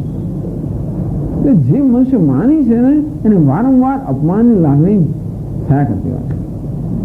બહુ સેન્સિટિવ, શું કે બહુ સેન્સિટિવ છે. આપણે શું કહીએ? આ સેન્સિટિવ છે. સેન્સિટિવ એટલે શું? જરાક વારની અંદર જેમ મોડું ચડી જાય એમ સેન્સિટિવ. આપણે ગુજરાતીમાં કહીએ સમય બહુ સેન્સિટિવ છે. એટલે શું? વાતની અંદર મોડું ચડી જાય, ઉતરી જાય, વાંકું થાય, જાતજાતનું થાય. ટૂંકમાં નાની નાની વસ્તુની અંદર પણ પછી આપણું માન ગવાય. જેટલું માન આપણે વધારે, જેટલું ઊંચું માન હોય એટલું એ ઘવાવાની શક્યતા વધારે છે. એનું કારણ શું છે કે ભાઈ બધામાં આવું હોય છે. હું જેમ માની છું, અપેક્ષા રાખું કે લોકોએ મારું સન્માન કરવું, મને અહીંયા આ ઊંચા આસનમાં બેસાડવો જોઈએ, તો બીજા પણ એવું છે ને અંદરથી કે ભાઈ મને બેસાડવો જોઈએ. જે મને મારા વિશે કંઈક વહેમ છે, બધા લોકો એક પોતપોતાના વિશે વહેમ લઈને ફરતા હોય છે. અને એટલા માટે હું કોઈની અપેક્ષા, કોઈ મારી અપેક્ષા ક્યારે પૂરી કરે? હું એની અપેક્ષા પૂરી કરું તો હું એને ઘરે જવું તો મારું સન્માન ક્યારે કરે? જ્યારે એ મારે ઘરે આવે અને સન્માન. એટલે આપણે બહુ આ વિષયમાં બહુ સ્પષ્ટ હોઈએ છીએ. તો એ પેલો આપણે કેટલો ચાંદલો કરવો એનું લિસ્ટ બનાવેલું દેખાય કે આપણે ત્યાં લગ્ન થયા એને કેટલો ચાંદલો કર્યો, એના પર નક્કી કરે આપણે કેટલું કરવું. એને શું કર્યું એ બધું નક્કી કે આપણે કેટલું કરવું. ટૂંકમાં આ માન વસ્તુ એવી છે કે હંમેશા આપણે માંગણી કરતા હોઈએ તો આપણે એટલું જાણવું જોઈએ કે આપણી પાસેથી પણ એવી માંગણીની અપેક્ષા હોય છે. આપણે ઈચ્છતા હોઈએ કે દુનિયા આપણું સન્માન કરે તો એના માટેનું બહુ આપણે ઈચ્છતા હોઈએ, સન્માનો તો ન રહી શકતા હોઈએ. તો હું તમને કહું એના માટે એક વસ્તુ કરવી કે આપણે બધાનું સન્માન કરવું. વાંધો નહીં, તો ભલે સન્માન જોઈતું ભલે જોઈએ, એમાં નિરાશ ના થવું હોય તો એનો એક ઉપાય છે આપણે બધાનું સન્માન કરવું. કારણ કે આ તો બધી લેવડ દેવડનો સંબંધ દુનિયા સાથે. સન્માન વસ્તુ એવી છે ને કે કોઈને એમ કરવું ના કરે, એના માટે થોડો અંદરથી પ્રયત્ન તો કરવો પડે ને. આપણે કોઈનું સન્માન કરીએ એટલે આપણી જાતને થોડીક નીચી પાડીએ, જરાક પેલા થોડોક ઊંચું કરે તો સન્માન થાય ને. કોઈકને જરાક ઊંચા કરીએ તો આપણે જરાક નીચા કરીએ ત્યારે સન્માન થાય ને. એવું કોને કરવું ગમે? એટલે સામાન્ય રીતે આવું કરવું કોઈને ગમે નહીં. પણ ક્યારે એવું કરવા તૈયાર થાય? આપણે જયારે કર્યું હોય ત્યારે. આપણે એ લોકોને ઊંચા ચડાવતા હોઈએ તો એ આપણને ઊંચા ચડાવે તો વાંધો નથી. અહો રૂપમ અહો ધ્વનિ. આપણે કે શું તમારું રૂપ છે કે શું તમારો ધ્વનિ છે? આવી જાતનો જેવા દુનિયા તમે લાયન્સ ક્લબમાં જાઓ, રોટરી ક્લબમાં જાઓ, જ્યાં જાઓ આ જ ચાલતું હોય છે. શું છે? ઉષ્ટાણામ લગ્ન વેલાયામ ગર્ભવાસ સંતિ બાંધવા, એવો શ્લોક છે. ઊંટ લોકોને ત્યાં જયારે લગ્નનો પ્રસંગ આવ્યો ના, ગર્ભવાસ સંતિ ગાયકા, તો એ લોકોએ ગધેડાઓને ગાયક તરીકે બોલાવ્યા. ઊંટ લોકોને ત્યાં જયારે લગ્નનો પ્રસંગ આવ્યો, ઉષ્ટાણામ લગ્ન વેલાયામ ગર્ભવાસ સંધિ ગાયકા, એ લોકોએ ગધેડાઓને ગાયકો તરીકે બોલાવ્યા. પરસ્પરમ પ્રશંસંતિ, પરસ્પર પ્રશંસા કરે છે. અહો રૂપમ અહો ધ્વનિ.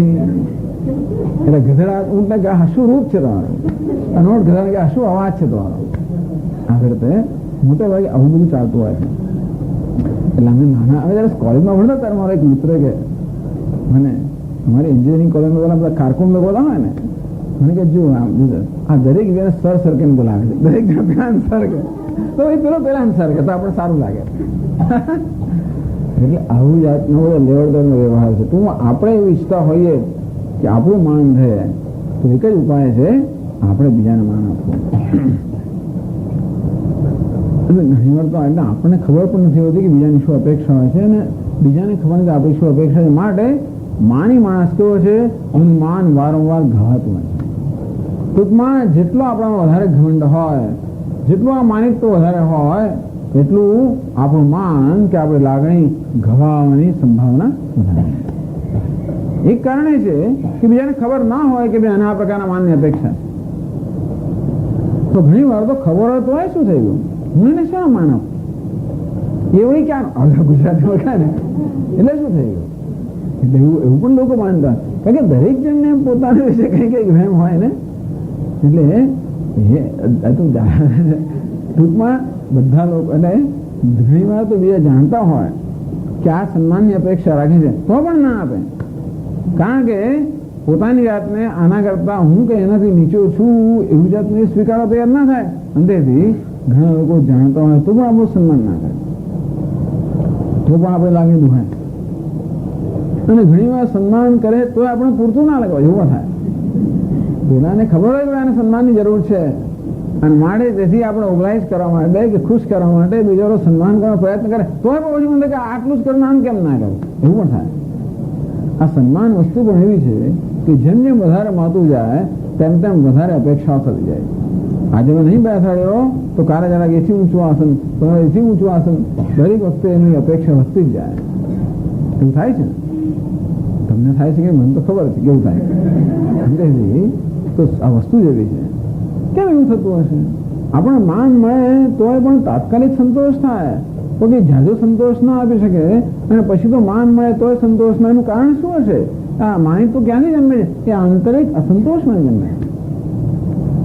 ખરેખર જે વ્યક્તિ પોતાની શ્લાઘા કરતી હોય કે જે વ્યક્તિ પોતાના વિશે ઘમંડ ધરાવતો ને એવું એકેય નથી જે ના ધરાવતો, ખાલી એની માત્રામાં જ ફેરવાય. એકેય માણસ એવો નથી જેમાં માનિતપણા હોય, દંભિતપણા હોય, આ 20 વસ્તુ જે ભગવાન કહે એ બધાની જરૂર છે, ઓછી વધતી માત્રામાં.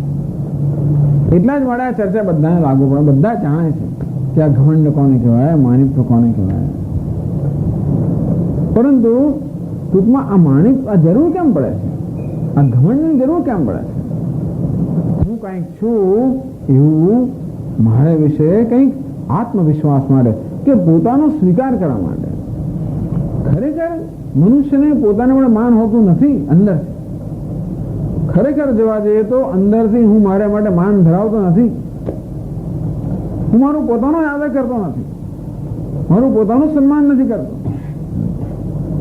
કારણ કે અનેક પ્રકારની મારી મર્યાદાઓથી હું સભાન છું. અંતેથી પેલી દીનતા, હીનતા, ભય આ બધાનું સભાન છું. અંતેથી આત્માનો એક અસ્વીકાર, પોતાનો અસ્વીકાર સતત મનમાં ચાલ્યા કરતા હોય. એટલે કે અસ્વીકારની લાગણી મનમાં સતત ફેલાયેલી જ રહેતી હોય. એટલા માટે મારી જાતને મનાવવાની જરૂર છે કે હું કંઈક છું. એટલે એ અસ્વીકારની લાગણીમાંથી બચવા માટે આ પ્રકારનું ઘમંડ કે આવી જાતની આત્મશ્લાઘા હું કરતો હોઉં છું, જેથી મને લાગે કે હું કંઈક છું. એને અંગ્રેજીમાં આઈડેન્ટિટી, સેલ્ફ આઈડેન્ટિટી બહુ મહત્વની વસ્તુ છે. દરેક મનુષ્યને પોતાના અહંકારને સંતોષવાની જરૂર છે જ. દરેક મનુષ્યને ઉછેર દરમિયાન ને જીવન દરમિયાન પણ હું મહત્વનો છું એ પ્રકારની વસ્તુની જરૂર છે. આમ પોતે મહત્વનો છે એવી જાતની લાગણીની એટલામાં જરૂર છે કે જો હું એમ માનું કે મહત્વનું નથી તો હું જીવી જ ના શકું. આમ દરેક મનુષ્યને એવું માનવાની જરૂર છે કે હું મહત્વનું, હું કંઈક છું. એનાથી હું ટકી રહ્યો, એ જ મારું બખ્તર છે, એના હું ટકી રહ્યો છું. એ જ મારો પેલો ઘોડી છે, એના પર ટકી રહ્યો છે. એટલા જ માટે જે આપણામાં છે એવા કે નથી એ બધા ગુણોનો આપણે આપણા પર આરોપ કરીને એનો યશ આપણે લઈને આપણી જાતને મહત્વની માનીએ છીએ. કારણ કે પોતાની જાતને મહત્વની માનવાની દરેકને જરૂરિયાત છે. અંદરથી આપણામાં એવી હીનતાની, દીનતાની, અપૂર્ણતાની લાગણી છે કે એ લાગણી સતતમાં એવી પીડતી હોય છે કે હું જીવી જ ના શકું. અંતેથી પોતે મહત્વનો છે એવું માનવાની જરૂર હોય છે. એટલા જ માટે આ પ્રકારનો ઘમંડ માણસ કરતો હોય. અંદરથી હું જાણું છું કે હું નથી મહત્વનો, એટલા માટે બીજું કોઈક મને મહત્વનો કે તો મને લાગે હું મહત્વનો છું. કારણ કે હું પોતે મારું સન્માન કરતો નથી અને એટલા માટે બીજું કોઈ મારું સન્માન કરે તો મને લાગે કે હું કંઈક છું. એટલા જ માટે બીજા પાસેથી સન્માનની અપેક્ષા હોય છે. એટલે જ આપણે બીજા પાસેથી માનની કે સન્માનની અપેક્ષા રાખીએ છીએ. ત્યારે મને લાગે કે હું કંઈક છું તો મને એક આત્મસંતોષ થાય, એક ક્ષણ મને આત્મ સ્વીકાર થાય તો મને કંઈક સંતોષ થાય. એટલા માટે બીજા પાસે સન્માનની જરૂર છે. એટલા માટે સન્માન એટલું મહત્વનું કે ખરેખર મહત્વનો હું છું મારી જાત માટે. કેવો હું જે કંઈક છે, જે કંઈ મહત્તા ધરાવે છે એવો હું મારે જોઈએ. હું મહત્તા ધરાવું છું તો મને ક્યારે લાગે બીજું કોઈ મને મહત્તા આપે ત્યારે. કારણ કે હું તો મારી જાતમાં એવો સન્માન કરતો નથી, બીજું કોઈ સન્માન કરે ત્યારે લાગે નહીં ખરેખર હું કંઈક હોઈશ. નાથી બીજાના સન્માનને કારણે મારી પોતાની દ્રષ્ટિમાં મારી મહત્તા સ્થાપિત થતી હોય છે અને એની મને બહુ જરૂર છે. એટલા જ માટે બીજા પાસેથી સન્માનની આવશ્યકતા છે. એટલે કહ્યું ને અજ્ઞાનમાં ત્યાં જન્મેલું છે. આત્માની ખરી મહત્તા આપણે જાણતા નથી એટલે આત્માને આપણે અલ્પ માની લઈએ છીએ. એટલા માટે એનો તિરસ્કાર કરીએ છીએ, એટલા માટે એનું સન્માન કરતા નથી. એટલા માટે બહારથી માનની જરૂર છે ને. એટલે આખું માનિત્વ સમય જન્મ છે અજ્ઞાનમાંથી અવિવેકમાં. એટલે માત્ર માનિત્વ તો ત્યારે જ દૂર થાય જ્યારે આપણે વિવેક કરીએ. વારંવાર આપણે જાતને યાદ દેવાય હું કોણ છું, આવો દીનહીન અલ્પ હું નથી, હું કોણ છું, હું તો પૂર્ણ છું, બ્રહ્મ. આમ યાદ કરવાની જરૂર છે કે આ આત્મા વિશેનો અસ્વીકાર જેમાંથી માનિત્વ જન્મે છે એ અસ્વીકાર આત્માના અવિવેકમાંથી અજ્ઞાનમાંથી જન્મેલો છે. એટલે ટૂંકમાં આપણે જોઈશું કે આ માનિત્વ દંભિત્વ આ બધાનું મૂળ અજ્ઞાનમાં છે. એ જ્યાંથી નહીં સમજીએ ત્યાંથી જવાનું નથી. જ્યાં એમ માનીએ કે આનો આ બીજું કઈ એના જવાબદાર છે, મારા પિતા જવાબદાર છે, મારી મા મધર આવી હતી, મારા પિતા આવા હતા ને એ આવા હતા માટે હું આવું છું, એવું માનીએ ત્યાં સુધી પત્તો નહીં લાગે. બધા અજ્ઞાનને કારણે છે, અવિવેકને કારણે. એવું જાણીશું તો પછી એ અવિવેકને દૂર કરવા આપણે પ્રયત્નશીલ બનીશું. જ્યાં સુધી બ્રહ્માસ્મનું જ્ઞાન નથી માની તો પૂરેપૂરું જવાનું નથી, પણ વિવેકપૂર્વક આ વિવેકથી આપણે ઘણી અંશે દૂર કરી શકીએ. એટલે આ પ્રકારે પહેલી વાત ભગવાન કહે છે અમાનિત્વમ. આ રીતે અમાનિત્વનું માનિત્વનું વિરુદ્ધ કયું છે? અમાનિત્વ માનિત્વનો ત્યાગ. અને આગળ આપણે ચર્ચા કરશું આવતા વખતે.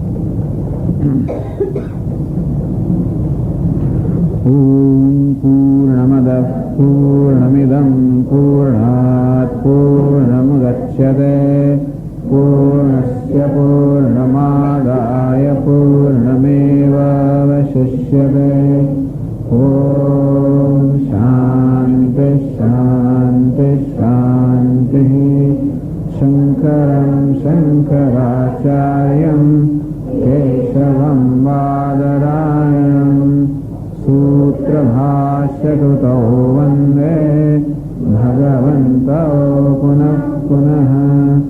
ईश्वरो गुरुरात्मेति मूर्तिभेदविभागिने व्योमवद्व्याप्तदेहाय दक्षिणामूर्तये नमः. ॐ शान्ति शान्ति शान्ति. हरि ओम. श्री गुरुभ्यो नमः. हरि ओम. ओम नारायणः परो व्यक्तात्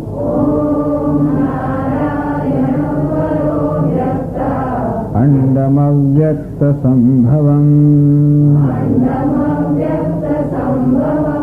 अण्डस्यान्तस्त्विमे लोकाः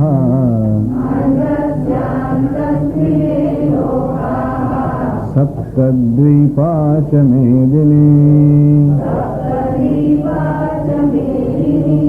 अमानित्वमदम्भित्वम् अहिंसा क्षान्तिरार्जवम् आचार्योपासनं शौचम् स्थैर्यमात्मविनिग्रहः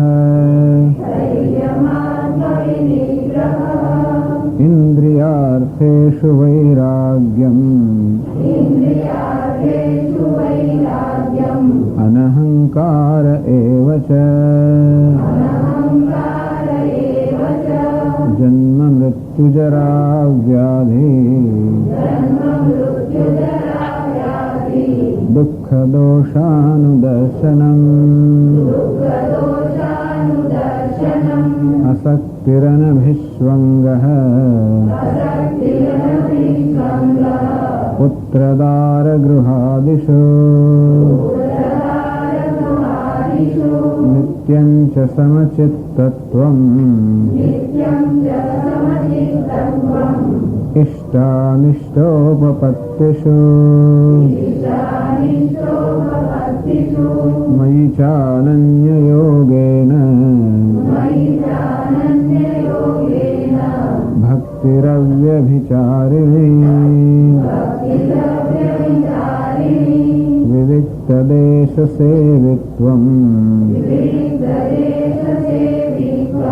अरतिर्जनसंसदे. अध्यात्म ज्ञान नित्यत्वम् तत्त्वज्ञानार्थ दर्शनम् एतज्ज्ञानमिति प्रोक्तम् अज्ञानं यदतोऽन्यथा।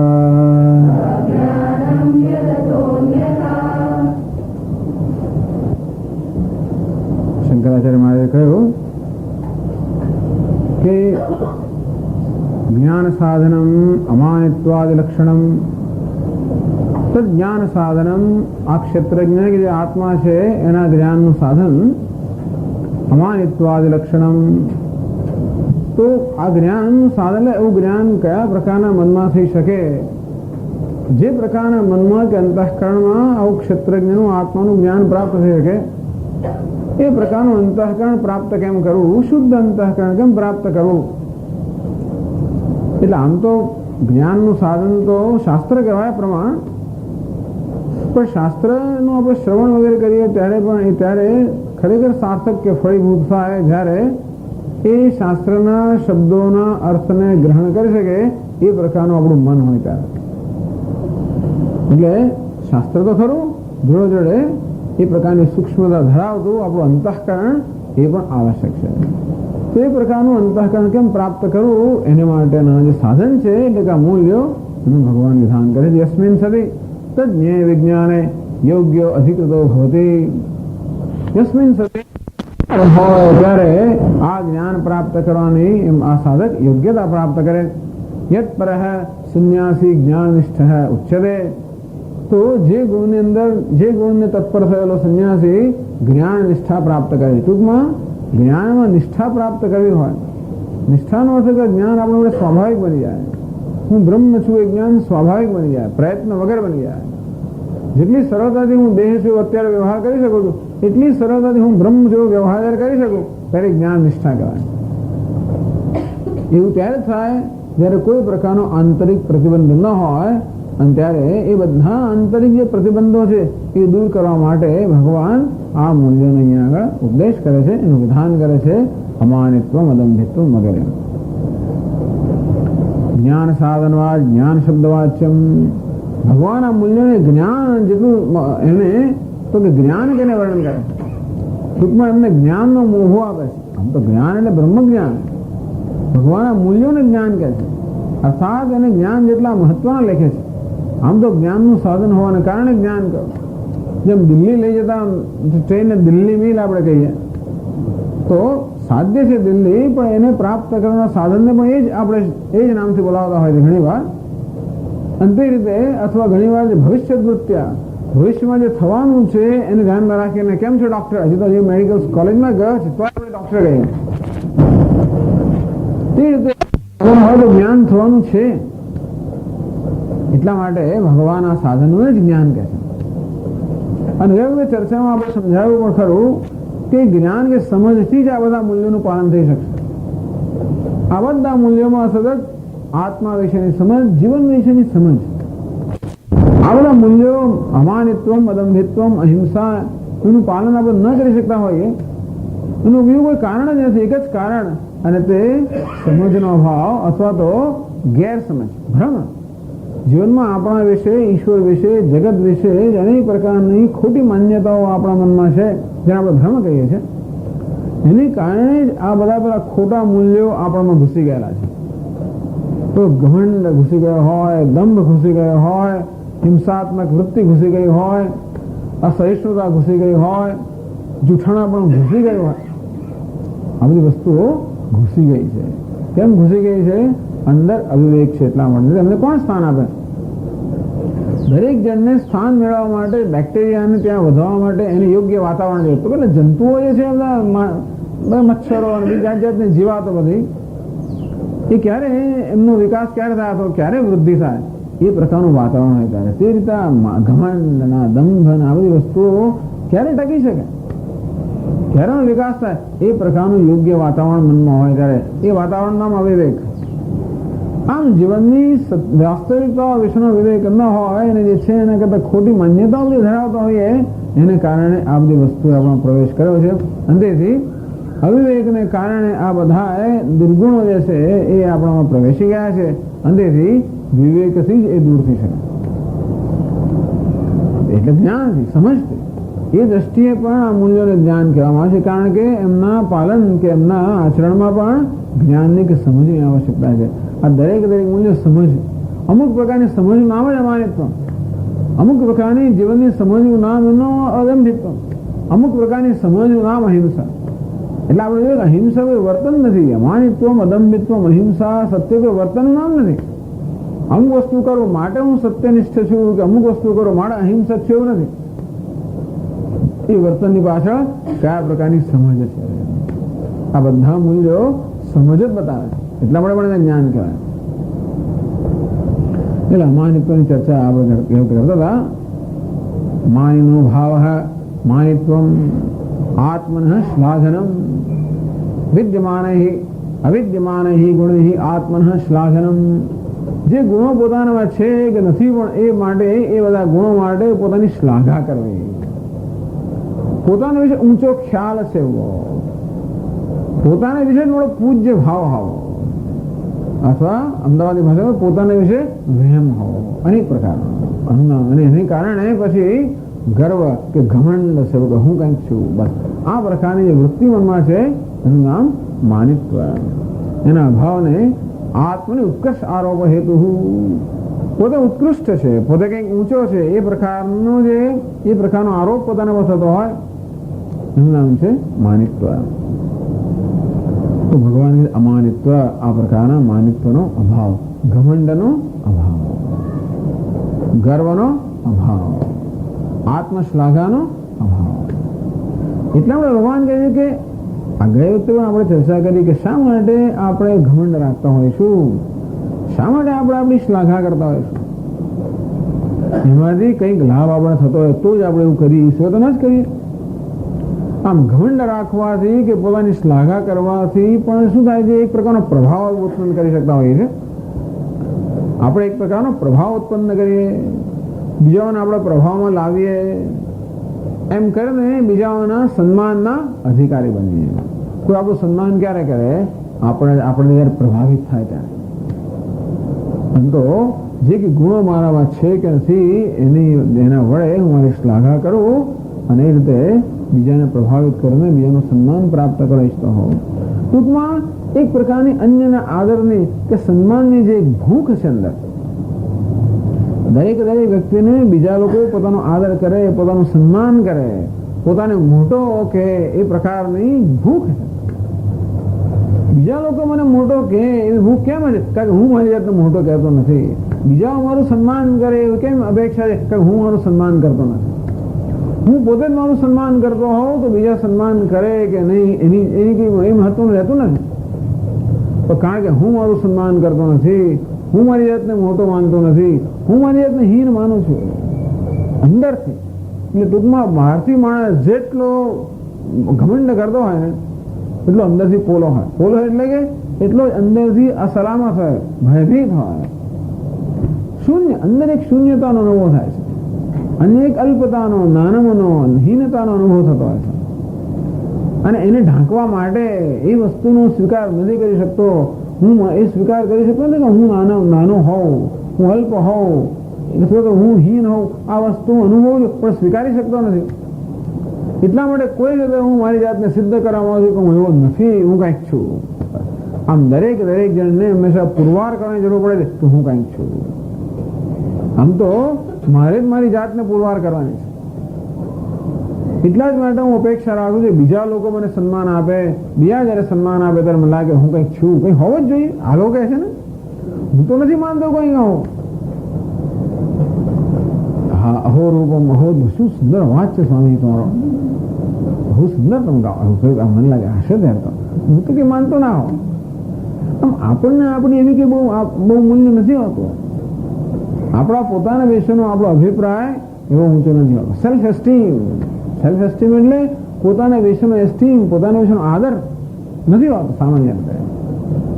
એટલે બીજા જયારે મારો આદર કરે, બીજા મારી વાહ કરે, બીજા મારું સન્માન કરે ત્યારે મને લાગે કે હું કંઈક છું. ત્યારે મને મારા વિશે આદર જન્મે.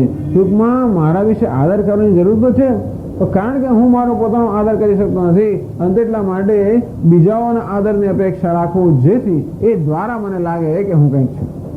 બીજો કહેશે ને એટલે સાચું હોવું જોઈએ, એટલે હું કંઈક હોવો જોઈએ. આ પ્રકારની એક આંતરિક શૂન્યતામાંથી આવી માનિત્વની એક જરૂરિયાત છે. આ બધી વસ્તુઓ આપણી જરૂરિયાત બતાવે છે. આપણી જરૂરિયાતો કેમ ઉત્પન્ન થઈ છે? બધી અજ્ઞાનમાંથી ઉત્પન્ન થઈ. અજ્ઞાન એટલે કોણ છું ખરેખર જાણતો, અરે મારું મહત્વ શું છે, મારો મોહ શું છે, આત્મા કેવો છે, સર્વથી ઉત્કૃષ્ટ છે, તેથી સર્વથી આદરણીય છે. તત્સવિતુઃ વરેણ્યમ, વરેણ્ય સર્વનું વરેણ્ય છે, સર્વનું આદરણીય છે, સર્વનું પૂજ્ય છે, એવો હું છું. હું કોઈ આ એક શરીર મન બુદ્ધિરૂપી ઉપાધિમાં સીમિત થયેલો એવો મર્યાદિત કોઈ જીવ કે જંતુ નથી, એવું મને ખબર નથી. મારી જાતે એક જંતુ માનું, તુચ્છ માનું છું, એક તુચ્છતા, ઇનસિગ્નિફિકન્ટ. દરેક જણ હું કેવો છું? ઇનસિગ્નિફિકન્ટ, તુચ્છ છું. સ્વામીજી મારી કોઈ ભાવે પૂછતું નથી, શું હોવું હોય તોય શું, ના હોય તોય શું. હું જન્મે પહેલા એ જગત ચાલ્યા જ કરતો હતું ને શું થાય ચાલે કે નહીં હોય તોય શું, કોઈ આદેશ નથી કરવાનો. અરે ઘરમાં કોઈ ભાવ નથી પૂછતું ને આમ આપણને લાગે આપણે કેવા છે? તુચ્છ છે. તુચ્છતાની એવી એક ગ્રંથિથી પીડાતો માણસ કોઈક રીતે હું મારી જાતને પુરવાર કરું હું તુચ્છ નથી એટલા બધા ઘમંડ સેવતો. એટલે ઘમંડ એક જરૂરિયાતની જન્મે, જરૂરિયાતમાંથી જન્મી છે, અજ્ઞાનમાંથી જન્મી. એટલે શું કરું તો અમાની બનું?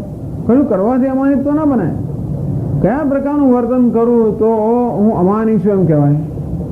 કોઈ વર્તનનું નામ અમાનિત છે નહીં, માનિત તો કોઈ વર્તનનું નામ નથી. હું શું કરું તો હાલો બહુ માની છે, બહુ માગે છે. આપણે કોઈ વર્તન પછી નક્કી કરી કે આ માણસ માની છે, વર્તનનું નામ માન નથી. અંદરની વસ્તુ વર્તન દ્વારા બહાર આવે જુદી વાત છે, પણ સામાન્ય રીતે માનિત્વ એ પણ એની અંદર રહેલો જે ભેમ કે ભ્રમ એનું નામ જ માનિત્વ. ટૂંકમાં અવિવેકનું નામ માનિત્વ છે, તો વિવેકથી જ એ માનિત્વ દૂર થાય, એટલે અમાનિત્વ એટલે વિવેક. ટૂંકમાં પહેલા તો એ છે કે આપણે એ સમજવાની જરૂર છે કે આ માનિત્વથી, ઘમંડથી મને કોઈ પ્રકારનો લાભ થતો નથી. આવી આ ઘમંડ વગેરે વસ્તુ આપણે કેમ જાળવી રાખતા હોઈએ? કારણ કે આપણે માનીએ છીએ કે એનાથી આપણે કંઈક મેળવીએ છીએ, કંઈક લાભ થાય છે, કે બધા પર કેવો મેં પ્રભાવ પાડ્યો. એટલે અંદરની મિટિંગો થાય ને બધી ત્યારે પણ કહે એક જણ બીજાને કહે, don't fry them with your authority. કહે બધા લોકો, બધા મેનેજરો, બધા મોટા લોકો બધા બોર્ડમાં મળતા હોય ત્યારે એક દરેક જગ્યાએ પ્રભાવ પાડવાનો પ્રયત્ન કરે પોતાની સત્તાને કારણે. તારી સત્તાથી કે બીજા બધા લોકોને તું ભાઈ ના નાખીશ, બધા જાણે છે તું કોણ છો, પણ પોતાની સત્તાને મહત્તાનું હંમેશા પ્રદર્શન કરવાની જરૂર છે. આપણે જાણવું જોઈએ કે એ બધાથી મને કશો લાભ થતો નથી. લોકો માન આપે એનો મને સંતોષ છે, પણ જયારે લોકોના માન પર મારા સંતોષનો આધાર હોય ત્યારે પછી એ લોકો માન ના આપે તો મને કેવું થાય? રોજ સવાર ઓફિસમાં જવું અને પેલો પટાવાળો આમ સલામ ભરતો હોય, મારી સેક્રેટરી ગુડ મોર્નિંગ આપણું આમ અભિવાદન કરતી હોય, બધું થતું હોય કે એટલે મને આમ કંઈક સંતોષ થાય કે હું કંઈક છું. એક દડો પટાવાળાએ ધારો કે સલામ ના ભરી, પટાવાળો મૂળમાં નથી, ઘેરથી ઝઘડો કરીને આવે ધારો કે અને સલામ ના ભરી, તો સેક્રેટરી મૂળમાં ના હોય અને એવું ના કર્યું, ધારો કે સ્માઇલ ના આપ્યું મને, મારો આખો દિવસ બગડે. પછી મને કેમ આખો દિવસ મારું ચિંતન શું ચાલે? વેદાંતનું ચિંતન ના ચાલે. એ કેમ મને સલામ ના ભરી, પેલા કેમ મને સ્માઇલ ના આપ્યું, પેલા આમ કેમ કર્યો? એટલે આપણે કેવા બનીએ? પરતંત્ર બનીએ છીએ. હવે ઘમંડ જયારે રાખીએ, બીજા પાસે માનની અપેક્ષા રાખીએ ત્યારે એના પર પરતંત્ર બનીએ. અને મુશ્કેલ વસ્તુ એ છે કે બીજાએ મને માન આપ્યું કે નહીં એ નક્કી કેમ કરવું? પેલો કયા પ્રકારનું વર્તન કરે તેને માન કહેવાય? એ સ્માઇલ આપે તો કેટલું સ્માઇલ આપવાનું? જો વધારે મોટું સ્માઇલ આપે તો મને કોઈ અમારી મશ્કરી કરે, જયારે ઓછું સ્માઇલ આપે તો જો મારી અવગણના કરે. બરોબર, વ્યવસ્થિત સ્માઇલ એટલે અમુક જ અડધું નીચે સ્માઇલ હોય એટલે હવેથી આડું એવું થયું. એટલે કયા પ્રકારના વર્તન માન કહેવું? અને બીજા લોકો આપણે માન આપે તે પણ એમની દરેકની પદ્ધતિ જુદા પ્રકારની હોય ને. માન આપવાની રીત પણ દરેક હોય. જો માન આપે આપણે તો ઘણા લોકો આમ પોલિસ્ટ, ઘણા લોકો અણઘડ. એટલે એક જણ દ્રષ્ટાંત અમારે એક સ્વામીજી હતા કે ઓરિસ્સાના, એમનો કોઈ ભક્ત હશે, પેલો ફોરેસ્ટ ઓફિસરનો ભક્ત હતો. ફોરેસ્ટ ઓફિસર એટલે જંગલનો અધિકારી. એને પાળેલા પ્રાણીઓ કેવા હતા, એક વાઘણ ને એવા બધા એના પાળેલા આમ પ્રાણીઓ હતા. એને પ્રેમ કરે ને પ્રાણીઓને, પેલા પ્રાણીઓને પ્રેમ કરે. પછી તો વાઘણનો પ્રેમ કેવો હોય ખબર છે? આમ કૂતરું આપણે ચાટે તો પ્રેમ હતો, એ પણ ચાટે, પણ એના દાંત પર એવા કાંટા હોય ને કે આમ તમારે આમ છોડાઈ જાય. તો એ ટૂંકમાં એની પ્રેમ કરવાની એ રીત છે. તમને એમ લાગે જો આ મને એને આ ઘા પાડ્યો, એવું નથી. એને શું કર્યું છે? ખરેખર તો મને પ્રેમ કર્યો છે, પણ એને ઘણી વાર એમ પ્રેમનું અભિવ્યક્તિ એવી હોય. એવી રીતે બીજો માણસ આપણને માન આપતો હોય તો પણ એની માન આપવાની રીત એવા પ્રકારની હોય કે આપણે તમારું અપમાન થયું. ટૂંકમાં માન મળ્યું કે નહીં એ પણ આપણે નક્કી કરી શકતા નથી. આપણે પણ એવા સેન્સિટિવ થઈ જાય ને પછી તો આ માન માન માન આપણા મગજમાં ચાલ્યા કરતું હોય, એનું સતત ચિંતન ચાલ્યા કરતું હોય, એટલે આપણે પણ એટલા બધા સંવેદનશીલ બની જઈએ કે નાની નાની વસ્તુની એટલી બધી અસર થવા માંડે. ટૂંકમાં જેટલું માનિત્વ રાખીએ, જેટલું ઘમંડ રાખીએ, એટલા આપણી લાગણી ઘવાવાની શક્યતાઓ વધુ વધુ થતી જાય. ટૂંકમાં એ લોકો ઘવાયેલા છે અને એટલા માટે મનમાં ચિંતન છે ચાલતું હોય. પેલા એમાં આમ કર્યું, જો મારો લાગ શોધતો હોય કે પેલા એ મને કર્યું, લાગ આવવા દે ને, હું પણ એમ કરીશ.